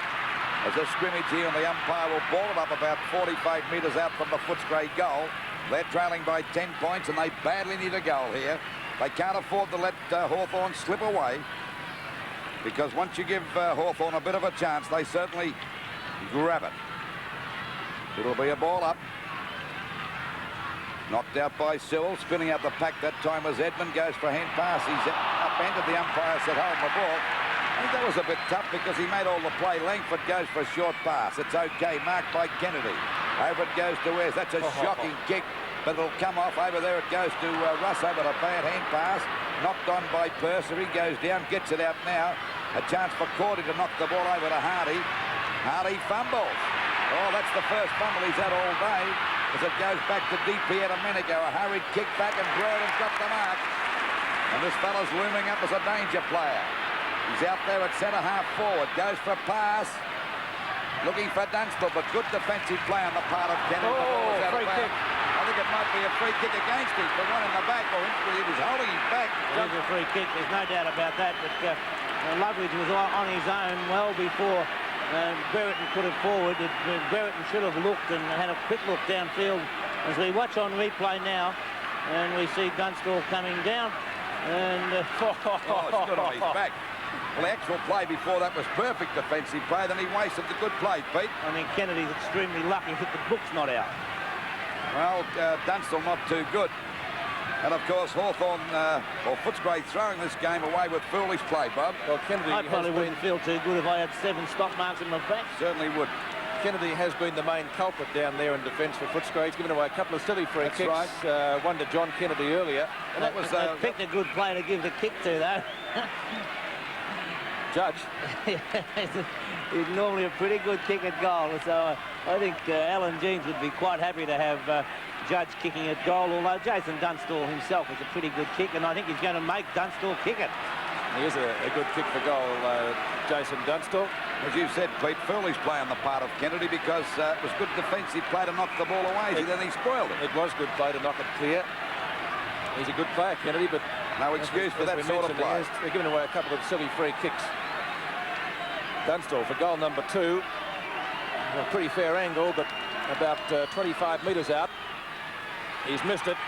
1 point or out of bounds. I'll wait on the umpires for that. It's one behind. And Dunstall has a sore one as well. 53 to 42. Actually, they sore tomorrow, Pete. Won't be quite as sore if they win. That's what I was going to say. They're even worse if you lose. Lovely mark to Hawkins. And that should be 15 metres, surely. Umpire speaking to Dippy Domenico. It will be a 15-metre penalty. Well, I think sides are making a bit of a farce of this 15-metre penalty now, aren't they, really? It's got back to what it was. That's right. Hawkins from right half-back flank. Underneath it is, and over the top was Cordy, I think it was. Edmund.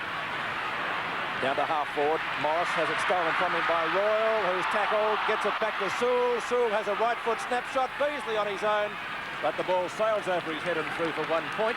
That means he's kicked now 1 goal through. 8-5 to 6-7, a difference of 10 points. And we're just over the 7-minute mark of this third quarter of the 1985 preliminary final. Mew runs around his opponent, goes for a short pass. There's a chance now for Swab to pick it up. It's a hurried kick as Purser goes after him. The ball going for the boundary line, and it's out of bounds. Still on Footscray's half-forward line, but a heck of a distance around from their goal.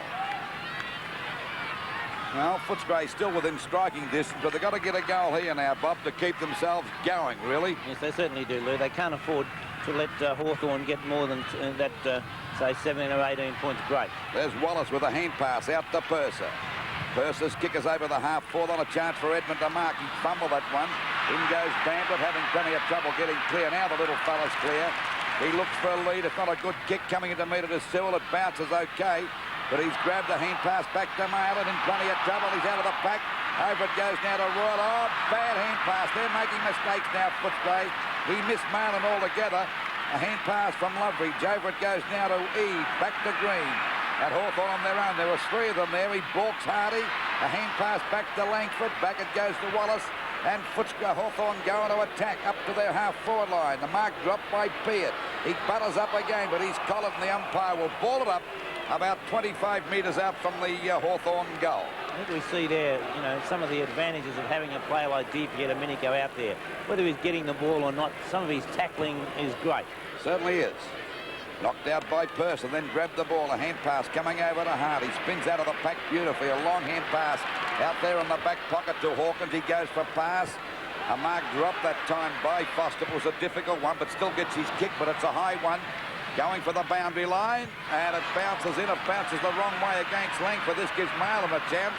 Did the right thing that time playing it on, but he knocked it out of bounds. Well, Langford, I think, showed a little bit of inexperience there. He should have tried to mark it. He thought it was going to go out on the full and just casually went across towards it. Ball out of bounds on Footscray's half-forward line, about 80 metres around from their goal. And they badly need one. Now they're trailing by 10 points. Ball comes back to Loveridge, still doing a great job as Hawthorn's rover. And no doubt the best rover on the ground at this stage of the match, Bob. Well, it's almost a quarter, Lou, and I do agree with you on that one. It's almost a quarter. The 16-minute mark of the second term when Footscray kicked their last goal. Boundary throw it on centre wing. Purser can't find a rover because Loveridge is there. Malin's on the bottom of the stack. Might have got one a little bit too high, but umpire Glenn James says no and comes in quickly to cool tempers again. 10 points the difference in favour of Hawthorn at the 10.5-minute mark of the third quarter. Langford and Purser, won by Purser, who hoops it off the ground, but hoops it straight to Loveridge. Loveridge's kick was a wild one, knocked back by Kennedy to Domenico, which was good play. Burton behind, goes for the knock-on. Did it work? McCarthy, yes, gets it out to Russo. Oh, hospital hand pass, that one. Kennedy, back to Russo. Not the greatest of handballs, though. Great tackle, Brad Hardy. Hardy slips over. Every which way, Hardy runs out of bounds with the ball. Well, Hardy should have hand passed back to Kennedy. They try to do too much, and you can't do it in fine. Well, you can't do it any time, Bob. I know, I thought Hardy was quite cool under the circumstances, Lou, and rather than a hand pass, he went over the boundary line with it. It's very hard to be penalised that way. McCarthy and Purser, line ball. Kennedy, will he look for a hand pass? Yes, he does. Domenico has to try and get through three of them, puts it out of bounds on the full ball through for a point. It's the former. And at the 11.5-minute mark, third quarter, it will be a Footscray free kick in their left back pocket to be taken by Peart. Good long kick. Purser goes for the knock-on. Handley was ready for it. McCarthy and Peart, it's out of bounds, beating both of those throws, and again it will be a boundary throw-in about 10 metres from the Hawthorn behind post. 10 points the difference in the 1985 preliminary final from VFL Park. McCarthy and Purser, McLean, Neil Cordy, and paddled out by Purser, picked up by Hardy. Doesn't try and do too much on this occasion and does get the kick in. It's up towards the centre wing position. Eade overruns the ball, gets himself tripped up, but there will be a free kick to Footscray as the wrestle goes on. To Foster, please. Seen a few of those today. Umpire indicating that time on is being taken before Foster can take the kick. And Foster has the free at centre half back. 12.5 minutes gone in the term. Foster's kick is a good long one up over the centre line. Knocked to the ground by Ayres, picked up by Bandit, tries to get clear, caught, good tackle, Gary Ayres. Crowd says holding the ball, and the umpire agrees. Free kick going to the Hawthorn defender. That was a good tackle by Ayres, a short pass. It'll be okay. Langford should mark that. It's knocked on. It was a free kick. A Swab picks it up the back. Balks nicely. He's got a chance to score. Here's a long shot at goal. Dunstall with Kennedy's got it. Dunstall, a great mark. Outmanoeuvred Kennedy completely. A beautiful mark by Dunstall. He judged that one to perfection. He may have been a little bit like Beasley at the other end early in the game. He may have just put the nudge in the back, but not much. And the umpire, you know, construed that it wasn't worth worrying about anyway, but an excellent mark by Dunstall. And Dunstall going for goal number 2. This will put Hawthorn in front by 16 points. He's successful. 13.5 minutes gone of this third quarter. And I think that's the biggest break of the game, isn't it, Bob? It certainly is, Pete. And Hawthorn playing well. They're still against the breeze, and I still think it's about a 2-goal breeze. But Hawthorn are putting the pressure on Footscray now and not allowing them to get steady and dispose of the ball in the manner that they would like. It's Hawthorn that are applying the pressure that Footscray did in the first half. That's right, Bob. Just on the 14-minute mark of this third quarter. 16 points the difference. Fighting now. 59 plays 43 in favour of Hawthorn, and they're starting to get a grip on this game. It'll be Purser against Langford. Knocked out by Purse. That's a hefty knock. Lester Smith overruns the ball. He goes back after it again. Gets a hand pass out to McLean, the wrong man. Now McLean's clear. Footscray badly needing a goal. This is a long shot. Is he on target? But a great mark taken in defence there by New. So every player on the Hawthorn side now getting a lot more confidence now. They're 16 points in front. That's a bad kick in. A ball marked here by McLean. He'd only be about 30 metres out now. He was looking to pass the ball to somebody. He should have a shot here because they badly need this goal because they're trailing by 16 points. And McLean going for goal number 2. There it is on its way. And that is a goal, a ripper. So Footscray bounced back, and that's their first goal scored, I think, since about the 16-minute mark of the second quarter. 9 goals, 5-59 Hawthorn to Footscray. 7 goals, 7-49. 2 bad mistakes there by Bob. First of all, the hand pass from Lester Smith, and then the kick out by Chris Mew. At least Lester Smith was under pressure. I find it unbelievable to think that a player who can kick the ball as far as Chris Mew should try and short pass to a player who's got somebody in front of him. We watch again on replay now as Chris Mew and McLean in front of Gary Ayres, and to try and just place it over the top is suicide. Langford will take the free kick for Hawthorn. 15.5 minutes gone. Peart, good defence. Wallace can't get boot to ball. In goes Green and Malin. Out comes Loveridge. Loveridge thought about the hand pass. Now he's put it high. Who's he trying to find down there? Eade and Daniels wrestling for it. Dunstall with Kennedy. Ball will beat both of those players over the line, and a boundary throw-in will result. That right half forward flank for Hawthorn. 49 plays 59, a difference of 10 points. Knocked down by Purser. Malin just about scored a try there. Looked like it. Identical position. Once again, a boundary throw-in. 9-5 to 7-7 in favour of Hawthorn. The winner to meet Essendon in the VFL Grand Final next week at the Melbourne Cricket Ground. Neither McCarthy nor Purser can get it out. It's left to Green. Green's gone for a pass to Judge, and Judge takes the mark. Oh, silly play. Oh, that is ridiculous. Steve McPherson, you should be taken off. That is absolutely and utterly ridiculous. It has brought the player. Silly play, look. Well, that's giving them a goal. It's handing it on a platter, Pete. Oh, talk about schoolboy stuff. Well, that's a rush of blood for sure. Or something wrong with the fella. Ken Judge, directly in front, has put it through for his third goal since coming on at quarter time, and Hawthorn 10-5-65, Footscray 7-7-49. It's not to suggest that Judge would not have kicked it even without the 15-metre penalty, but it's one thing for sure. Bringing you 15 metres closer to goal when you're directly in front certainly is a big advantage. And you can see how Ken Judge had relaxed and completely relaxed. I think he would have got the greatest shock of all time. That's right. To got what he got. 17.5 minutes gone, 65 to 49 in the 85 preliminary final. 3 goals to Ken Judge. Third quarter action, knocked down by Langford. DP Domenico went through without the ball. And Brian Royal almost got a push in the back. Green, hurried hand pass, picked up by Kennedy. Kennedy's gone for a pass. Dunstall can't take the mark. Kennedy right there with him. Good play by the Footscray defender. Excellent hand pass out to Peart. Well, Peart doesn't know what to do with this one. It's a, well, what do you call that? A grubber. Good bump. Good hip and shoulder, put Langford out of business. Brian Cordy, he's well separated and gets clear for Footscray. Good play on the part of Cordy. Footscray badly need to go. There'll be a free kick against Wallace. They're doing some foolish things at this stage of the match, Footscray. Well, frustration, Lou, because Hanley's got on top of Wallace. There's the ball marked here now by Russell Green out there at centre half-back. Green looking for a lead, goes right across ground. He's found Swab on his own on the other point of the square. Short pass out wide, it'll be okay. I think Kennedy's got a chance to pick this up on the bounce. He does, getting away from his opponent as he sends the ball back with a beautiful pass to McCarthy. Down he goes. It could have been a free kick for a push. Well, it was certainly interference if it wasn't a push, as the umpire indicated. And they're doing some foolish things. They've thrown this game. They're virtually blinded in this third quarter, Footscray.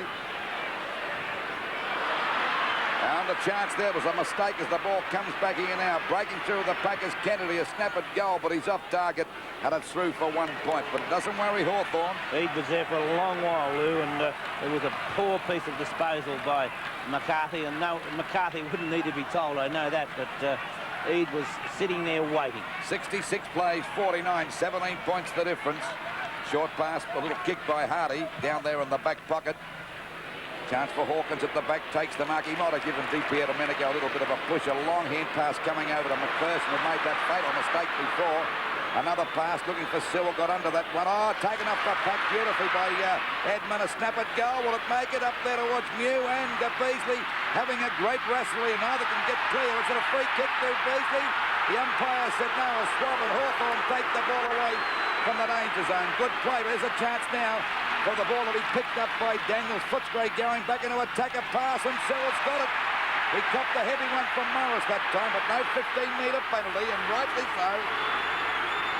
Now Sewell would be about 35 to 40 metres out, and they're trailing by 17 points. 7 marks to Jim Sewell. And he's played a very good game down there in the forward pocket. He's kicked 1 goal. There she is on its way. Will it come around enough? It does. It won't make the distance, or is it a goal? Let's see on the result. It's a goal. So Footscray still in there with a chance. And you've got to admire them. Made a lot of mistakes in this quarter, Bob, but they're still fighting it out. They certainly are, Lou, and I think there may have been a report while things were going on down there. I'm not sure. But I do feel that Swab may be reported as we see the replay of the kick. Just over the line, goal umpire in good position to see, but for what reason I don't know, but I think you might find that Swab of Hawthorn might be reported. 11 points the difference. We approach the 21-minute mark of this third quarter, the 1985 preliminary final, and Footscray still there with a chance. Centre bounce again. Well, that's if the umpire will ever get the ball. I don't know where it's gone to. A new ball coming out, Lou. New ball coming out, whether that'll help Footscray or not, but they have just about blown this game with those foolish mistakes down there, Bob, and that's particularly the players like Judge and Dunstall. We don't forget that Hawthorn have made a couple of bad mistakes too. And Pete called before the hand pass by Lester Smith for 1, and then the kick by Mew. 21 and a half minutes gone. 11 points the difference. Knocked out by Langford, again by Hawkins. They all missed that one. DP Domenico gets it down there towards McCarthy's kick is smothered by Hardy, a good one. And it's Wallace driving them back into attack. Brereton comes out with the ball to get the ball. It's Kennedy and Brereton, but Kennedy takes it over the line and out of bounds. Played it safe, and there'll be a throw on about 30 metres around from the Hawthorn goal, and they're 11 points in front. 22 minutes gone in the third quarter. Boundary throw in right forward pocket for Hawthorn, 55 to 66. In front, Kennedy. Purser cannons into him. And you don't have to be Einstein to work out that that's a free kick. Well, Kennedy might have balked him there. Kennedy has kicked 2 goals. I reckon he was pretty stiff to get the free kick against him, Purser. I reckon he balked him. That's an infringement. The thing is whether Purser was looking at the ball or not, and I think he may have been. Kennedy about 45 or 40 metres out from goal. Sprays that one a bit. Out of bounds, I think. Yep. And so the Footscray supporters say, well, that's all it deserved anyway. And Brad Hardy will take the free kick. A player who covers more ground than Burke and Wills. Seems to be everywhere, doesn't he? That one drops a little bit short. Knocked away by Eade. Malin grabbed. I don't think he had the ball. I don't think he did either. Umpire didn't see it. And it will be a bounce almost in Hawthorn's right forward pocket. That's a little bit further out than that. Purser with Langford. Purser wins that one over the top down to Neil Cordy. Left foots it up towards the half-back line. Foster and Lester Smith. Foster going through like a steam train here. Strong play. Up the centre wing. Knocked down by Ayres. Edmund looking for a free kick. He'll get one. And it might be a 15-metre penalty. No, says the umpire. And Jimmy Edmund to take the free kick on left centre wing. Footscray skipper wobbles the punt kick up the half forward. Oh, Royal, yes. Chipped in beautifully in front of Ayres. Out to Hawkins on his own. Dippy Domenico a long way from his opponent. Hawkins trying to play on. Trying to creep over the mark, get a little closer, Pete, I reckon. Oh, good play. He's well within kicking distance and directly in front of goal. And the goal here would make the difference 5 points. Poor defence by Hawthorn on that occasion. So Footscray not being... Now, if he takes too long to kick this, he'll mess it up. You've got to go back when you're hot. Well, he's directly in front, let's say that, and only about, 30 metres out. No reason he shouldn't kick it, and he has. The goal umpire doesn't move. So Hawkins puts through his first goal for Footscray. They've kicked the last two now, and once again starting to look pretty good, but Hawthorn still lead by 5 points, 66 to 61. Yes, excellent play there as Hawkins, who reads the game so well, and Brian Royal, it was the defence against Royal in the first place that wasn't good by Hawthorn, and Royal went on and a beautiful pass out to Hawkins. 5 points the difference as we approach the time-on period of the third quarter in the 85 preliminary final. Wallace for Hawthorn can't get clear. And again, Hawkins, who plays on the wing but goes in to take the bounce. It will be a bounce, though. Still inside the square at the 25-minute mark of the term. Bob, as I said before, it hasn't been the most stylish game in the world, but it's a typical final match. It's been on for young and old right throughout. A lot of pressure put on by both sides. Yes, a lot of the lack of finesse has been by desperation and good tackling by the opposition side. Just over the 25-minute mark, 5 points the difference in favour of Hawthorn. Footscray still within striking distance. A fumble goes on between McLean that time. Couldn't pick it up. Wallace trying to get out of the pack, but the umpire said play on. It's little Loveridge there with persistence. Over it goes to Hardy. Hardy's grabbed. Oh, great play. Brilliant play. He better kick it. He's clear now. A hand pass coming over now to Royal. Royal with another long hand pass over to Edmund. This could be a goal. A long shot it is. And Footscray at the front. Oh, brilliant play on the part of Hardy. Lost it. He got it. And he cleared with a beautiful hand pass. And that is what they call finals football, Bob.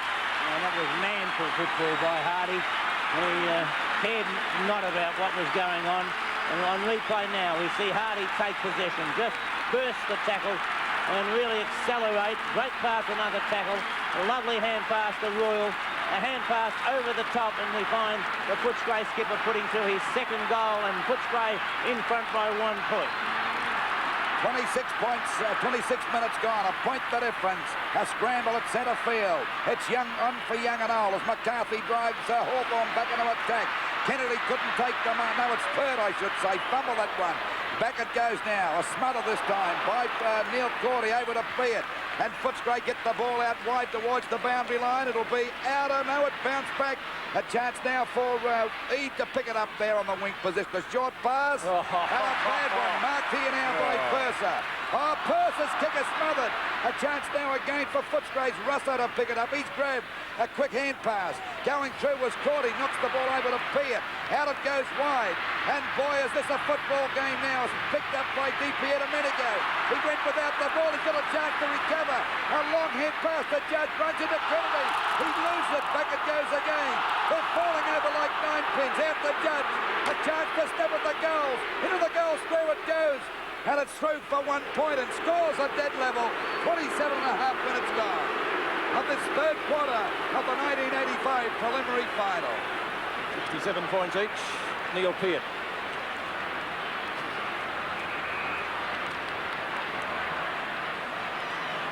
Peart taking plenty of time. All Footscray players covered across the half-back line.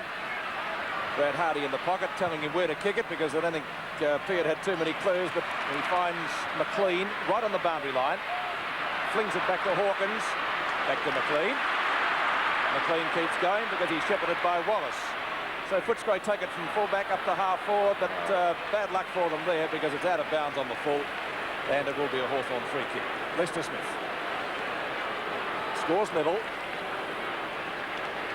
So it's going to go right down to the wire, this one in the final term. Is at the back, Brereton, in front, McCarthy, picked up by Kennedy, thought about giving it to Wallace. Bad hand pass. Handley, can he get clear? Great tackle, Steve Wallace. Van Little caught.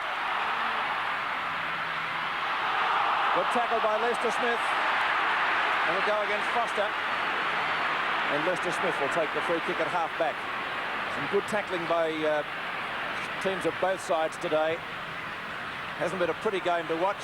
Judge chipping in to take the mark. Royal seemed to have his name on that. Judge on right centre wing. Must be pretty close to siren time to end the third quarter. Russo to Kennedy. Oh! That was Brian Cordy has flattened a Hawthorn player behind play. It is Wadley gets up. McCarthy out to the centre wing. Edmund and Ayres. Edmund again. Grab, clear, grabbed again. All that. Oh, I don't know about that, Bob. Play on for mine. I don't think either player deserves to be penalised. No, they're both making the ball their objective. Big pack of players. Brereton, almost a screamer. In fact, the umpire has played it, and he comes reeling out. 15 metres it might be. No. I don't reckon he held on to it long enough, really. Let's watch it again.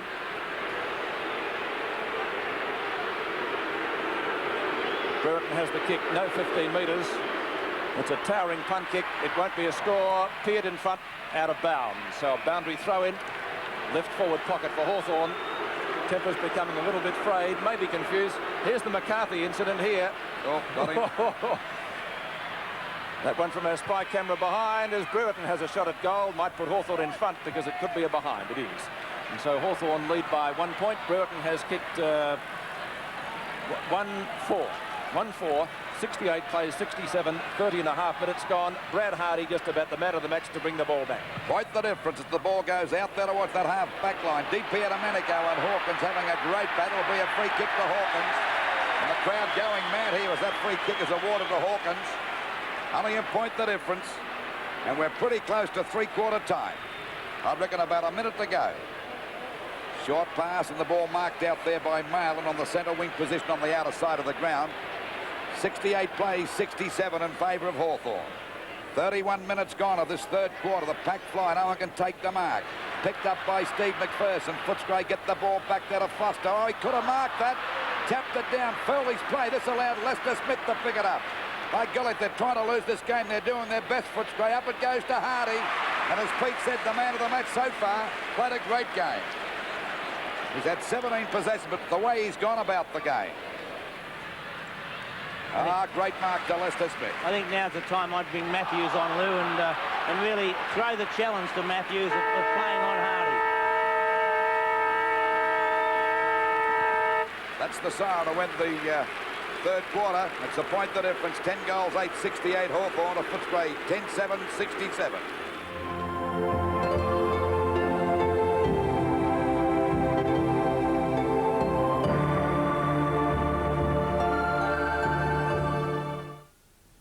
Good afternoon, Amanda DePledge updating scores in round 16 of the AFL, and I hope your team's doing the right thing by you this afternoon.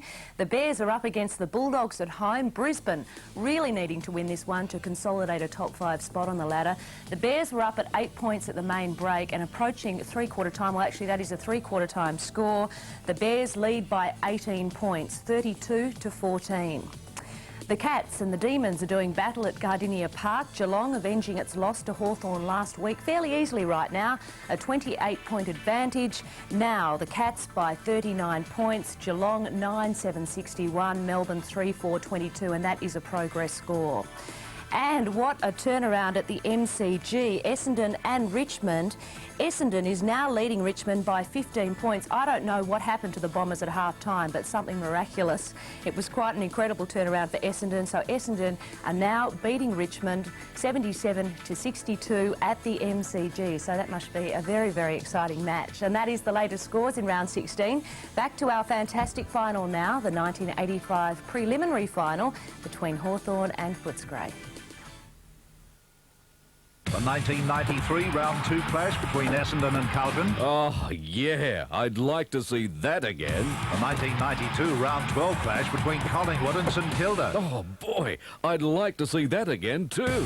Last year's round 15 clash between Essendon and Richmond. Oh, now I'd really like to see that again. On Sports AFL Channel 13, you can see these and other classic clashes from years past. Check your guides for time and day details. Now, three-quarter time and the lead's been reduced to 1 point Hawthorn's way. And Terry, I thought we, as in Hawthorn, dominated the quarter, but FOOTSCRAY kicked the last 3 goals and all of a sudden game's in the balance.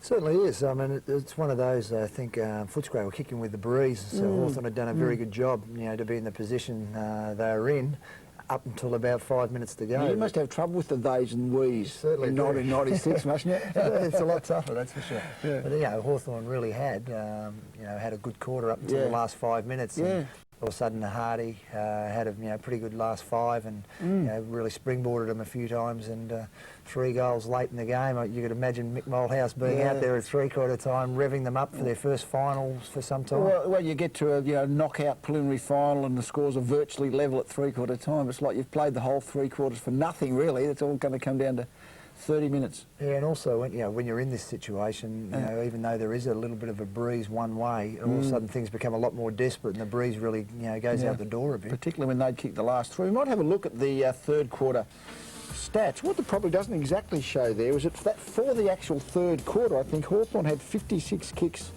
to FOOTSCRAY's 39, so had a fair bit more of the ball. Yeah, they just started getting on top around the pack, so I thought our guys, Dipper just come into the game a little bit, and Richard Loveridge, he's just such a great running player, he was just always on the outside of the packs for someone to paddle it out to him. Yeah, but they just didn't, they scored well the last few minutes, and three-quarter time, well, I will remember this vividly because I'd spent the third quarter on the bench alongside the great Peter Knights, and as FOOTSCRAY were coming home hard there late in the third quarter, I thought to myself, don't tell me we're going to end our careers on the interchange bench, It was one of those that really looked like it was going to be a fairy tale finish to your career, didn't it? With fairy tale sitting on the bench. No, but when you did come back on, and I mean, obviously in the next half an hour we'll see what did happen, but it was fantastic for yourself and for us. Yeah, got the call at three-quarter time, and Alan Jeans gave the words I'll always remember. Come on, Barn, which is my nickname. Do something for us. I'll always remember those words. But as it happened, 1 point Hawthorn's way. Let's go back and just see what did transpire during that final 30 minutes. Final quarter of the 1985 preliminary final at VFL Park. Hawthorn leading by only 1 point. The winner to tackle Essendon in the 85 grand final next Saturday at the Melbourne Cricket Ground. DP Domenico gets the hit out from that bounce up towards left half forward for Hawthorn. Matthews in first, shoots out the hand pass to Brereton. Brereton caught. Did he have the ball? Did he drop it? Judging by the crowd reaction, it's a FOOTSCRAY free kick. I reckon he was pretty tough on Brereton there. So Foster takes the free. Foster now at centre-half back. Grunnelwegan centre-half forward. Kicks into the man on the mark. On centre wing position. Daniels and Eade.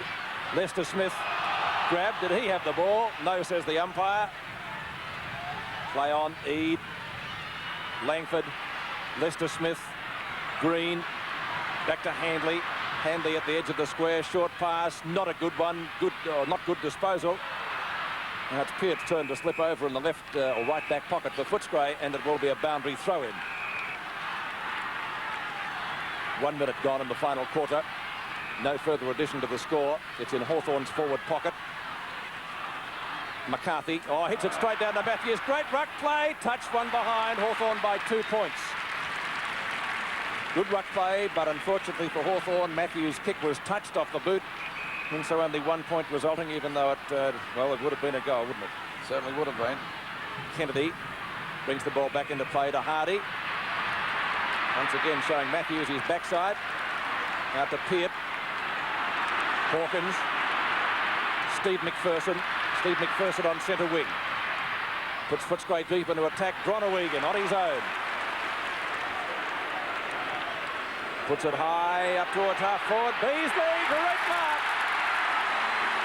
And well within kicking distance, and he should be able to put Footscray in front, and they will bring the stadium roof down when he kicks it, if in fact it's a goal. It started right at the other end of the ground, Pete, and there's no excuse whatsoever to allow Hardy to be in position to take that short kick-off. Just over the 2-minute mark, and Beasley with a chance to kick goal number 3 and to put the Bulldogs in front by 4 points. The strain on Beasley, the full forward for Footscray, as he comes in from this kick about 35 metres out directly in front. Taking plenty of time. There she is on its way. And let's see the result. It's a goal. Footscray have kicked the last 4 goals in this match. And Footscray in front, and the Footscray supporters going berserk here. 10 goals, 969 Hawthorn. For Footscray, 11 goals, 773.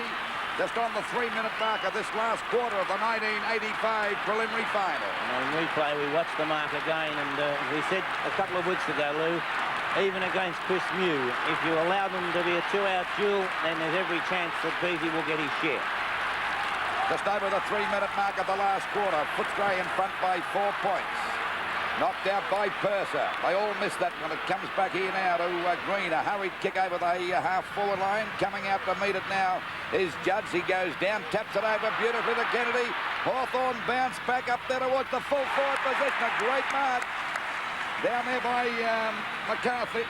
McCarthy's got it. He got a chance to put Hawthorn back in front. And the way these two sides have played today, you can't write them off until the final bell here for the 1985 preliminary final. He's only about 5 metres out, but a pretty difficult angle. I should imagine he'll run around. That's what he's doing. Straightens up, fires. A goal, and the Hawks are back in front. That's McCarthy's first. Just on the 4-minute mark of this last quarter, it's 11 goals, 975 Hawthorn. The Footscray, 11 goals, 773.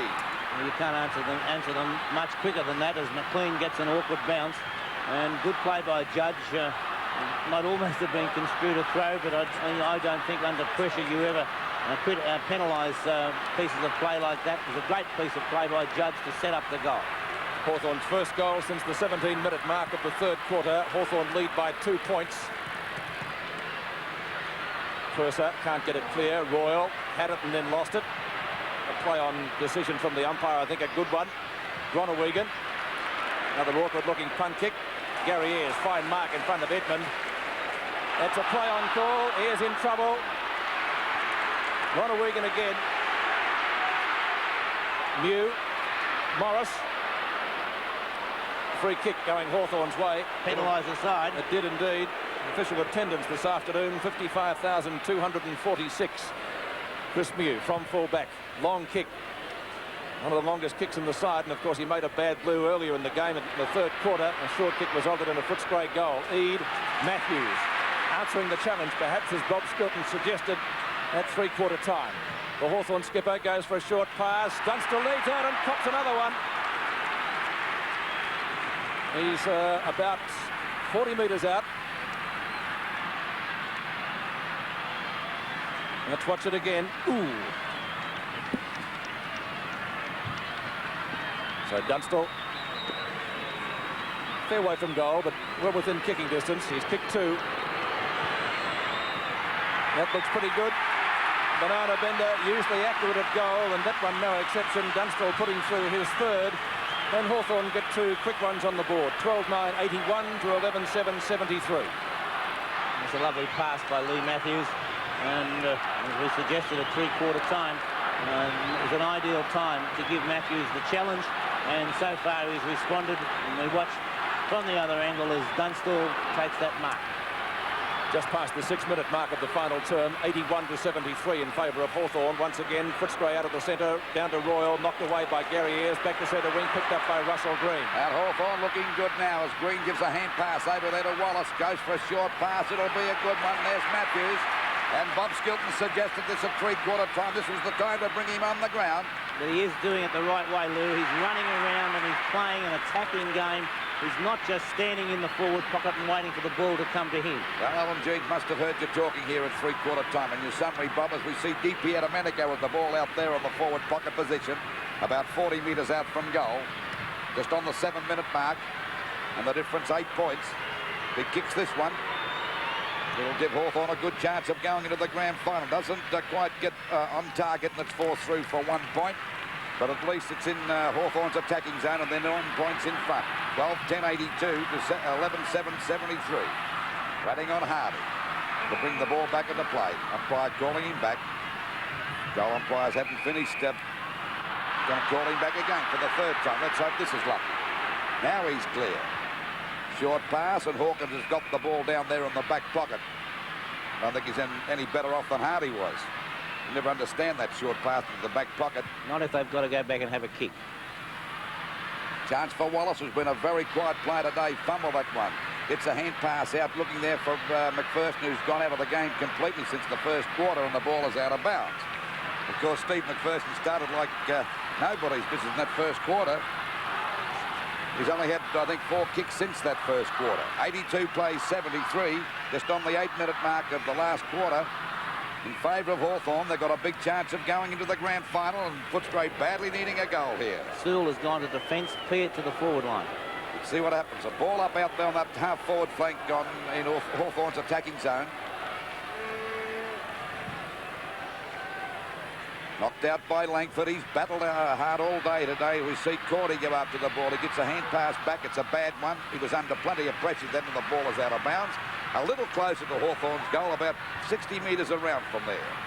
Boundary throw in. Hawthorn's right half forward flank. At the moment, bathed in pleasant spring sunshine here at VFL Park. High tackle going Hawthorn, no, going Footscray's way. Hawkins, the recipient of the free kick.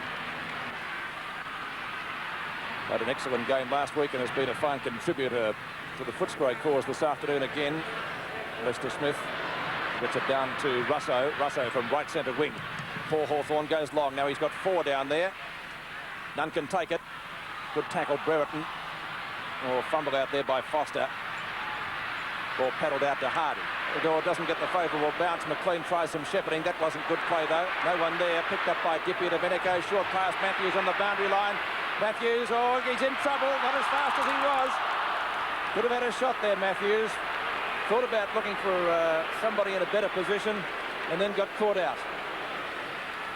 I don't think you can be critical when a player gets caught like that, though, because he was looking for a player in a better position. He was right on the boundary line. McCarthy and Purser. Now he's got another chance. Matthews, he'll have a shot this time, I'm certain. And he's put it through, I think, for a goal. So Matthews very quickly making amends. And the Hawthorn skipper in everything in the final quarter so far, 13-10-88 to 11-7-73. Well, he's been the match winner, and Bob Skilton did suggest this at three-quarter time. They should bring him on the ground, and he's been in everything since the start of this last quarter, Matthew. Well, he's really accepted the challenge, Lou, and he's gone right on with the business, and now he would have Brad Hardy thinking, what will I do, rather than the boot being on the other foot. 6 possessions to Matthews in the final term. Hawthorn by 15 points. 15 points the difference over the 10-minute mark. Footscray have got to get a goal to be in this game and go in the grand final, but everything's shaping up for Hawthorn at this particular stage of the last quarter. It'll be a ball up at centre field. Plenty of time left yet, Luke. Well, there's plenty of time, but I'd like to be in Hawthorn's position. They're playing with a lot more confidence. Matthews has lifted them no end down there at the full forward position or in the forward pocket. Umpires found a free kick. It'll go to Hawkins. He was grabbed too high. See what they can get a goal. He's over the centre line towards their centre-half back position, goes out wide, but not making much distance. It's Daniels taking the mark. He's been a pretty quiet player today. Decides to go for a bit of a run. Wallace is after him. Let's see what he does with the kick up there towards Mew and Beasley with the back. Well played by Mew. Shepherd and Beasley off to allow Swap to take the mark. Right across goals. It'll be safe. Grabbed by Eade. Over to Morris. And Hawthorn now playing with a lot of confidence. Morris showing a lot of dash. Goes for a hand pass. It's a good one. Grabbed by Russo. He scoots around Daniels. He's out there at half-back. It's a long kick over the half-forward line to Matthews and Hardy. Hardy actually pushed Matthews in the back that time, but the umpire will ball it up. out there on that half-forward line for Hawthorn, about 60 metres out from their goal. They're in front by 15 points. 88 plays 73, just over the 11.5-minute mark of this last quarter. Sewell against McCarthy. Knocked out by Sewell, intercepted that time by Brett, and another stack up here, and the umpire will ball it up again. Still about 60 metres out from the Hawthorn goal. Well, there hasn't been many big breaks here today, and this 15 points will certainly be handy for Hawthorn. It's about the biggest, isn't it, Lou? Yes, it is. Knocked out again. Picked up by Judge. Has already kicked 3 goals. A long shot looking for Dunstall at the back. He's got the set. Then he marked that one. Goes after it again. He's got a chance to get a hand pass back to Matthews. Coming in to pick it up is Kennedy. A staggered goal. Oh, and Hardy grabs it right on the line. Has Hardy got his hands full now, putting up with Matthews. Matthews going in after him. Point. It's a point. It's a point, is it? He must have played on, did he? He might have played on, and the umpire's allowed. Touched off the boot. Touched off the boot. No 10 yards it may have been. Waiting now, it's 16 points, 89 plays, 73, still in favour of Hawthorn. Over the 12.5-minute mark of this last quarter. Oh, there's a good mark now to DP Domenico. They're all starting to come into the game now, Hawthorn. Academy Award. Well, he's a bit of an actor. Bertie looking for 50. I don't think you'd call him a dramatic actor. He'd be more on the light comedy style, wouldn't he? Even though Hawkins has been a fine player, DP Domenico has not let Hawthorn down. He's tackling. He's in there putting pressure on all of the time. Waiting on DP Domenico. That's a long kick towards the goals, into the goal square. The players set themselves. It's pushed through. No, it's not pushed through now. It is forced through for 1 point, and the difference 17 points, and the game gradually falling into Hawthorn's hands. And Brad Hardy having plenty of kicking practice here in the last few minutes. This time he's going to favour the member stand side. He's looking for Malin. He's got him. Malin looking for a 15-metre penalty, but decides to play on straight away. That might have been touched off the boot. We'll wait and see. McPherson couldn't take the grab anyway. Wallace looks for a hand pass, dispossessed quickly. Daniels gets his kick in, short. Lester Smith down to Ayres. No, not there. Handley off the ground. A little bit of luck going Hawthorn's way there as it goes out to Wallace. At the back, Dunstall. Knocked down by Sewell. Matthews again. Possession number 7 in the final quarter is another goal. He's killed him, Matthews. 2 goals to Matthews in this final term. 14-12, 96 to 11-7, 73. Lethal Lee has slaughtered him in this last quarter. The oldest man on the ground, and what a game he's played, Bob. Well, he's had a rest, and when you say to a player like Matthews, sit on the bench and you throw him back on the ground, you've got not just a player with a little bit more life in his legs, but a player with devil in his heart. 2 goals to Matthews. As I mentioned, both of them kicked in this final term. Hawthorn by 23 points. Knocked down by Langford. No one getting it out of the centre. The scrimmage developing there, and the umpire has found a free kick. It's going Footscray's way to be taken by Steve Wallace. Wallace short of the centre circle. Up to half forward. Schwab and Bamblett. Bamblett got to it first. Hooks it down towards the centre half forward position. Lester Smith racing forward for Hawthorn. Taps the ball further forward for Footscray. Morris will try and get the ball close to, or in fact over the boundary line. He does that successfully, and it will be a boundary throw in Footscray's right forward pocket. Bob, I don't think there's a better saying that applies to Lee Matthews. Once a champ, always a champ, isn't it? I concur completely with that, Luke. Ball back into play again. Beasley goes the punch. It's okay to Redmond. A snap at goal, but a shocking kick. Very lackadaisical as he pounces on Mew. A chance for McLean. He was actually grabbed by the leg. And I think the umpire will play the free kick. So Footscray, oh, he's gone for a short pass. What's he done with it? And Bahajar's got it on a better angle, only about 15 to 20 metres out from goal. Footscray are trailing by 23 points. 17 when he kicks this. And, of course, we're just on the 16-minute mark of this last quarter of the preliminary final for 1985. Now, if they're going to have a chance, he's got to kick this goal, the little budgie. There's the kick on its way. And that's a goal. So Footscray haven't given up hope yet. The score is Hawthorn 14-12, 96 to Footscray 12 goals, 7-79. Yes, and Tony Bahajar quite happy. As been fairly quiet today, spent most of the day on the interchange bench. And Chris Mew, another player to slip at the vital moment and to really cause that goal.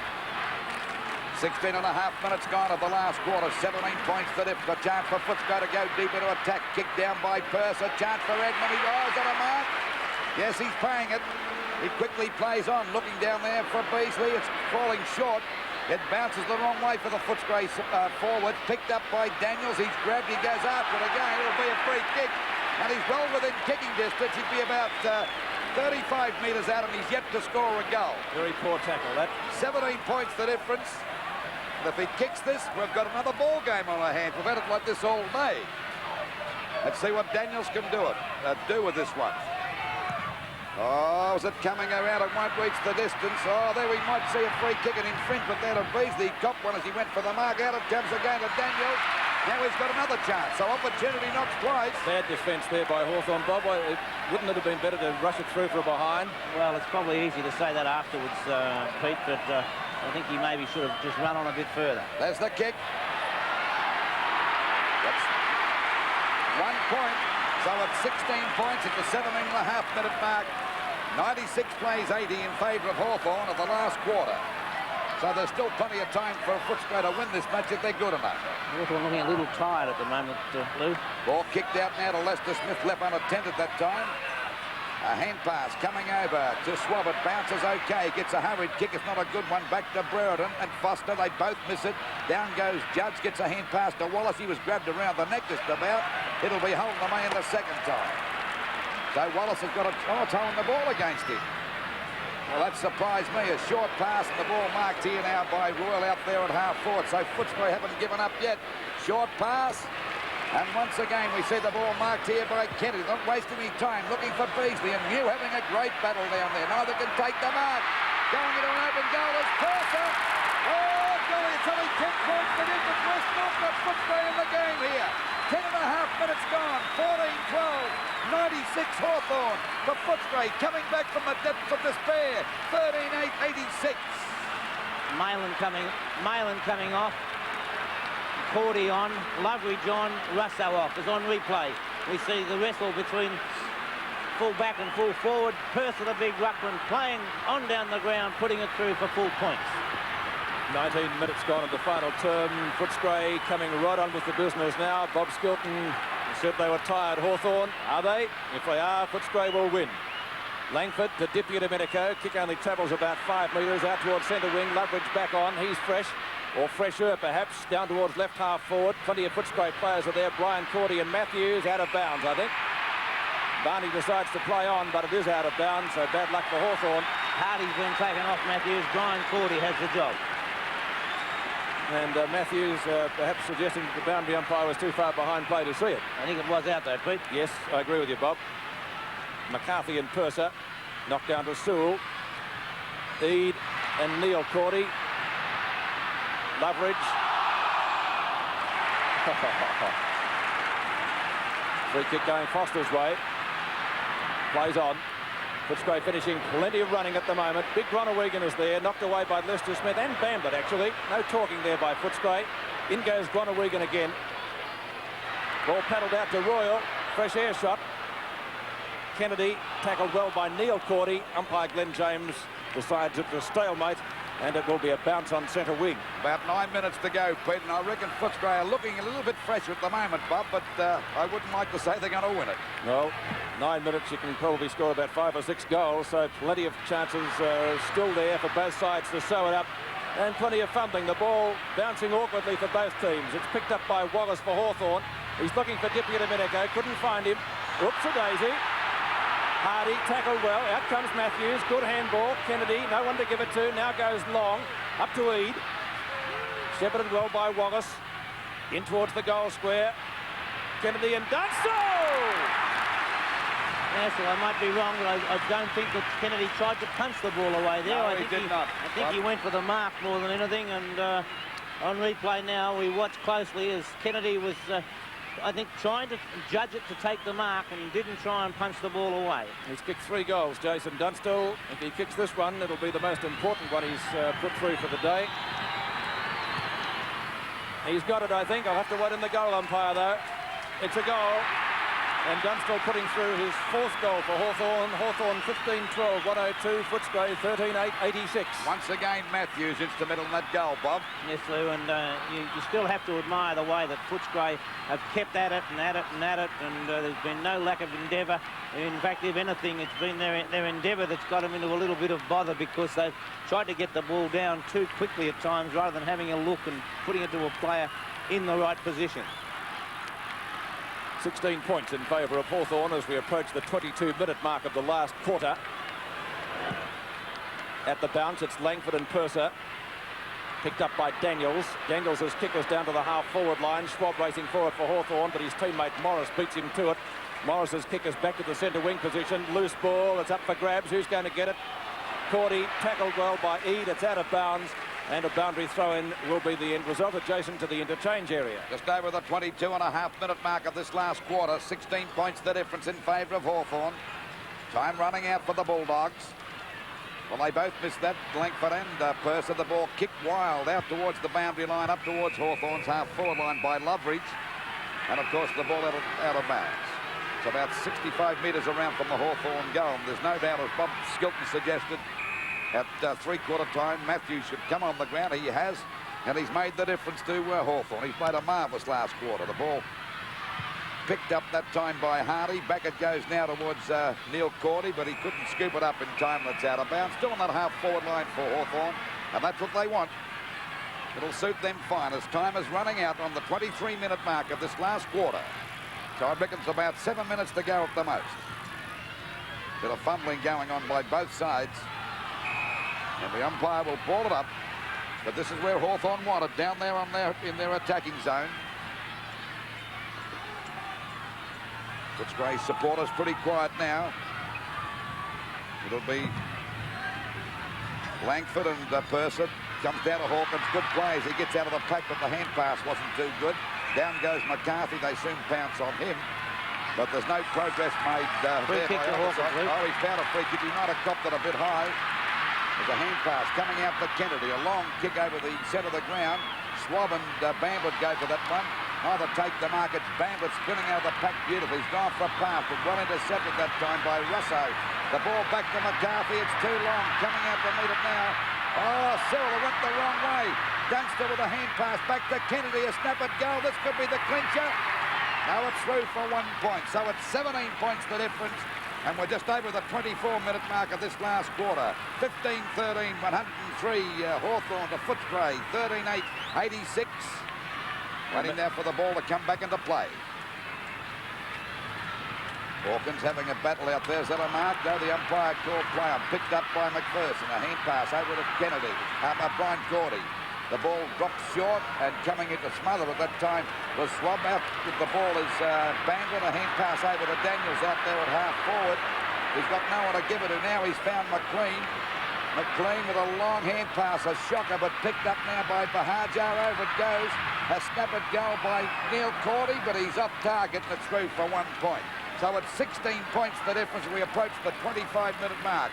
103 plays, 87 in favour of the Hawks. 2 goals for in favour of Hawthorn. Chris Mew. He's got his hands full with Simon Beasley this afternoon. Towering punt kick. He's a bit nervous about going for the short ones. And look at that. He's just about put it up in the centre circle. So that probably answers all questions in that regard. Little McLean, I think it was, got steamrolled. No free kick, though. And it will be a bounce almost next to the centre circle. Time on to play, Pete. So about 5 minutes to go in this match. Footscray need 3 goals to win it. Loveridge on right centre wing. Gets clear at Big Purser. On to McCarthy, who hasn't done a bad job since he came on. Up the full forward. Dunstall. Oh, great mark. He's got a good pair of hands, this fellow, Bob, hasn't he? Yes, he's done everything that's been asked of him. And Kennedy, there's a loose play by Hawthorn, by Footscray, I should say. There were 2 players, Kennedy and Judge, both in the square on their own. And I think every Footscray defender thought that Dunstall was going to go back and have the shot at goal, and they completely forgot about that short man dropping in there. Or 2 men, as you mentioned, Bob. Judge has kicked 3 goals since he came on, I think at quarter time from memory. He would have to fall over to miss it. He hasn't, and that's the ball game. Judge has kicked 4 goals. Hawthorn 16-13, 109. Footscray 13-9, 87. We would be expecting a lot, I think, for Footscray to get up from here. We'll watch that play again. Dunstall's strong mark. And again has done the job up at full forward. And of course, when you talk about first-year players, I think under the jurisdiction, the way they look at it, because he played in Queensland, he's considered a senior player, but it's been a great effort by Jason Dunstall to come from Brisbane and settle in as he has in his first season. Certainly has, Bob.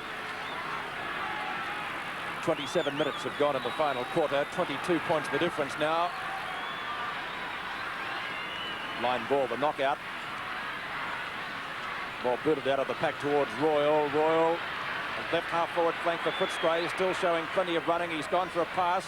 Schwab intercepting for Hawthorn. McCarthy gets it back to him. A hurried hand pass goes over to Ayres and Hawthorn get clear. And Hawthorn look as though they'll go into the grand final for 1985 as Hawkins knocks the ball out of bounds. And he's played a fine game here today, Bob. He certainly has, Lou. He's been an excellent player from start to finish, and over the 3 games that the Footscray have played, Doug Hawkins has really shown that touch of class. 27.5 minutes gone, about 2.5 minutes to go before Hawthorn, as I said before, will go into the grand final. Picked up here now by Lester Smith. A long kick over their half forward up towards the forward pocket, but it'll beat the pack and it's out of bounds. So it's out of bounds down there in the forward pocket position for Hawthorn, and the free kick to go to Brett Hardy. And of course, no doubt the winning move for Hawthorn was the mere fact that Alan Jeans brought Matthews on, and he's been a real match winner in this last quarter. As I said before, once a champ, always a champ. It's Bahajar taking that ball at half-back, driving it back towards the wing position, but they're grabbing mark from everywhere now, Hawthorn. They've really got their backer up, and a marked degree. A hand pass coming over to Russo. A long kick over the half-forward line. Matthews again. He dropped that one, but he tapped it on. But he's done his job here today. There's no doubt about that.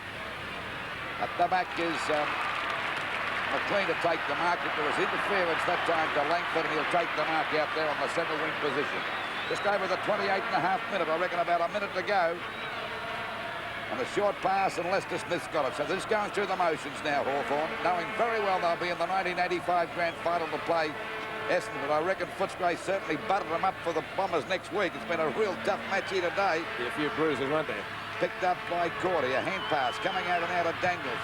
Footscray still having a go. They haven't thrown the sponge in as the ball goes over their half-forward line. Schwab having a great battle there with Bandit. Finally picked up by Bandit. Doesn't know where to go now. He's clear.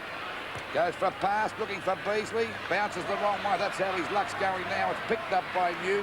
And Hawthorn take the ball away from the danger zone once again. It beats Hawkins. And this is given a chance here from McLean. A hand pass back to Hawkins again.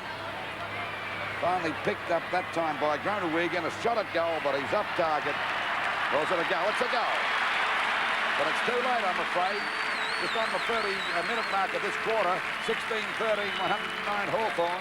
The Footscray 14-9, 93. And so I would say there's 36 very tired players out there at the moment as Hawkins gets a bad bounce. McLean picks it up well. A long hand pass, and Hawkins leaving it for Groenewegen, who had time to steady and to finish it off with a nice goal. Groenewegen's first goal coming up at the 29-minute mark. 29.5-minute mark, just on 30 minutes, and that's now Neil Cordy showing a good turn of speed.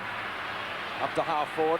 Morris and Ayres go the spoil for Hawthorn. Lester Smith taps the ball to ground, but it's picked up by Bandit. Shoots it out to McLean. Footscray not done yet. Here's Royal. He'll put this one through as well.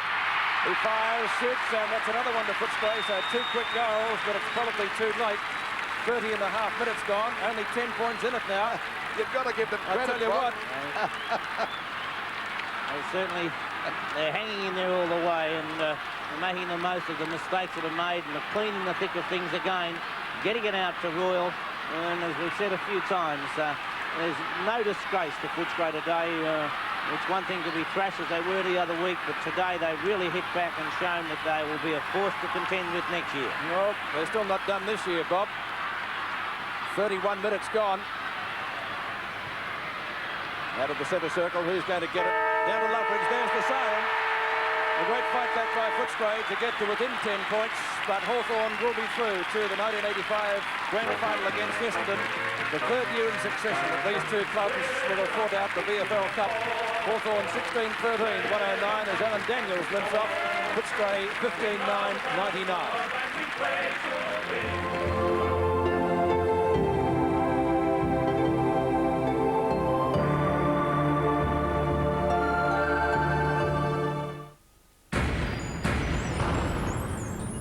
Never seen football like this before.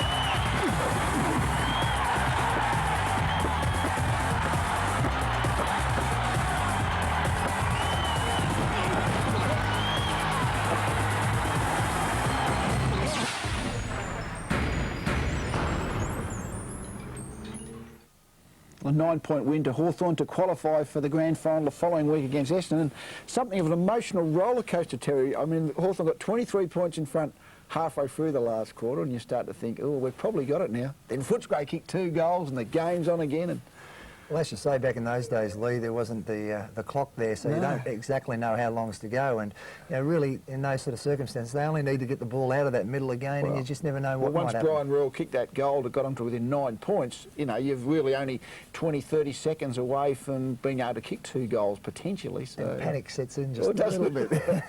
So anyway, but the siren went straight after that to record a 9-point win, and it's interesting. That's the last time that Footscray have been in a preliminary final. Do the clubs still talk of that time at all? Oh, they certainly do, and folklore would have it a little bit different out at Footscray, and having been out there for the last 9 years, and not seeing that game for quite some time, the Footscray people have you suggest that it was a lot closer actually than what it was. But I thought really Hawthorn sort of controlled the game from midway through the second quarter onwards, and always looked like they were likely to win the game. You would have seen that when you watch it. I mean, they had Footscray kick the last 3 goals of the third quarter. That was in a sort of confined patch of play. Virtually, but one would have thought that Hawthorn were probably slightly the better side over the day. They're just a little bit more consistent, I think, a little stronger all over the field. And as I said, to play Essendon the following week, and that was the 3rd consecutive grand final that Hawthorn and Essendon played in during that mid-80s period there. Yeah, that's for sure, and I think we went on the following week. They'd beaten us up all year and beat us on the scoreboard. We went out with a little bit different of a tactic the following week and sort of thought we'd take them on in the same regards. Well, it was amazing, wasn't it? I mean, Hawthorn won easy in 83, Essendon came over the top and won by 3 or 4 goals in 84. And I can always recall in the 85 grand final that we thought we tried our guts out in the first quarter and we were 3 goals behind. It was always going to be hard work from there. Didn't augur well, and of course Essendon won that by a big margin, 80-odd points. I often think that the Essendon side of 85 was maybe almost the best side in my time in football. What do you think? Look, I thought the 89 Hawthorn side and that 85 Essendon side were the two that I've seen in that period of time. But interesting from a Footscray perspective again, they really did believe that if they had got past us, Hawthorn, in that preliminary final, they could have beaten Essendon. They'd beaten them twice throughout the year, always had the wood on them, something we'll never know. And you get those matchups from team to team, don't you? Like you really do. Team A can beat Team B and B can beat C, but C can't beat A. It's very strange how that happens. Look, I really would have thought it, in hindsight now that, Essendon were always the side to beat that year. Yes. But anyway, it was certainly interesting viewing, the last little bit of it for us. As I said, Terry had a bit of trouble with the us and the theys and the we's being involved with Hawthorn then, but Footscray now. So we hope you've enjoyed that particular fantastic final, and we'll look forward to your company next time we have a look at another one.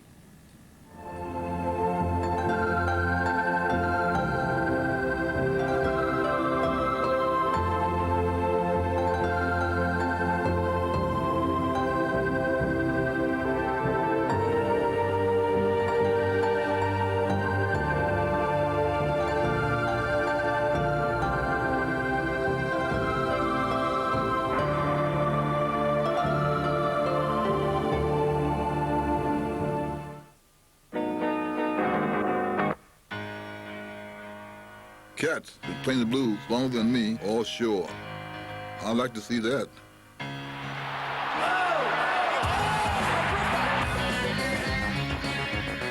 Clubs full of guys with great bodies?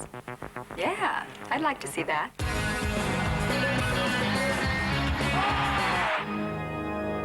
I hear you guys worship Aussie rules. Hey, what sort of religion is that?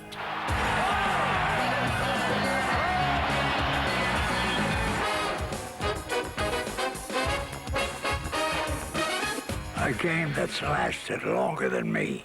I'd like to see that.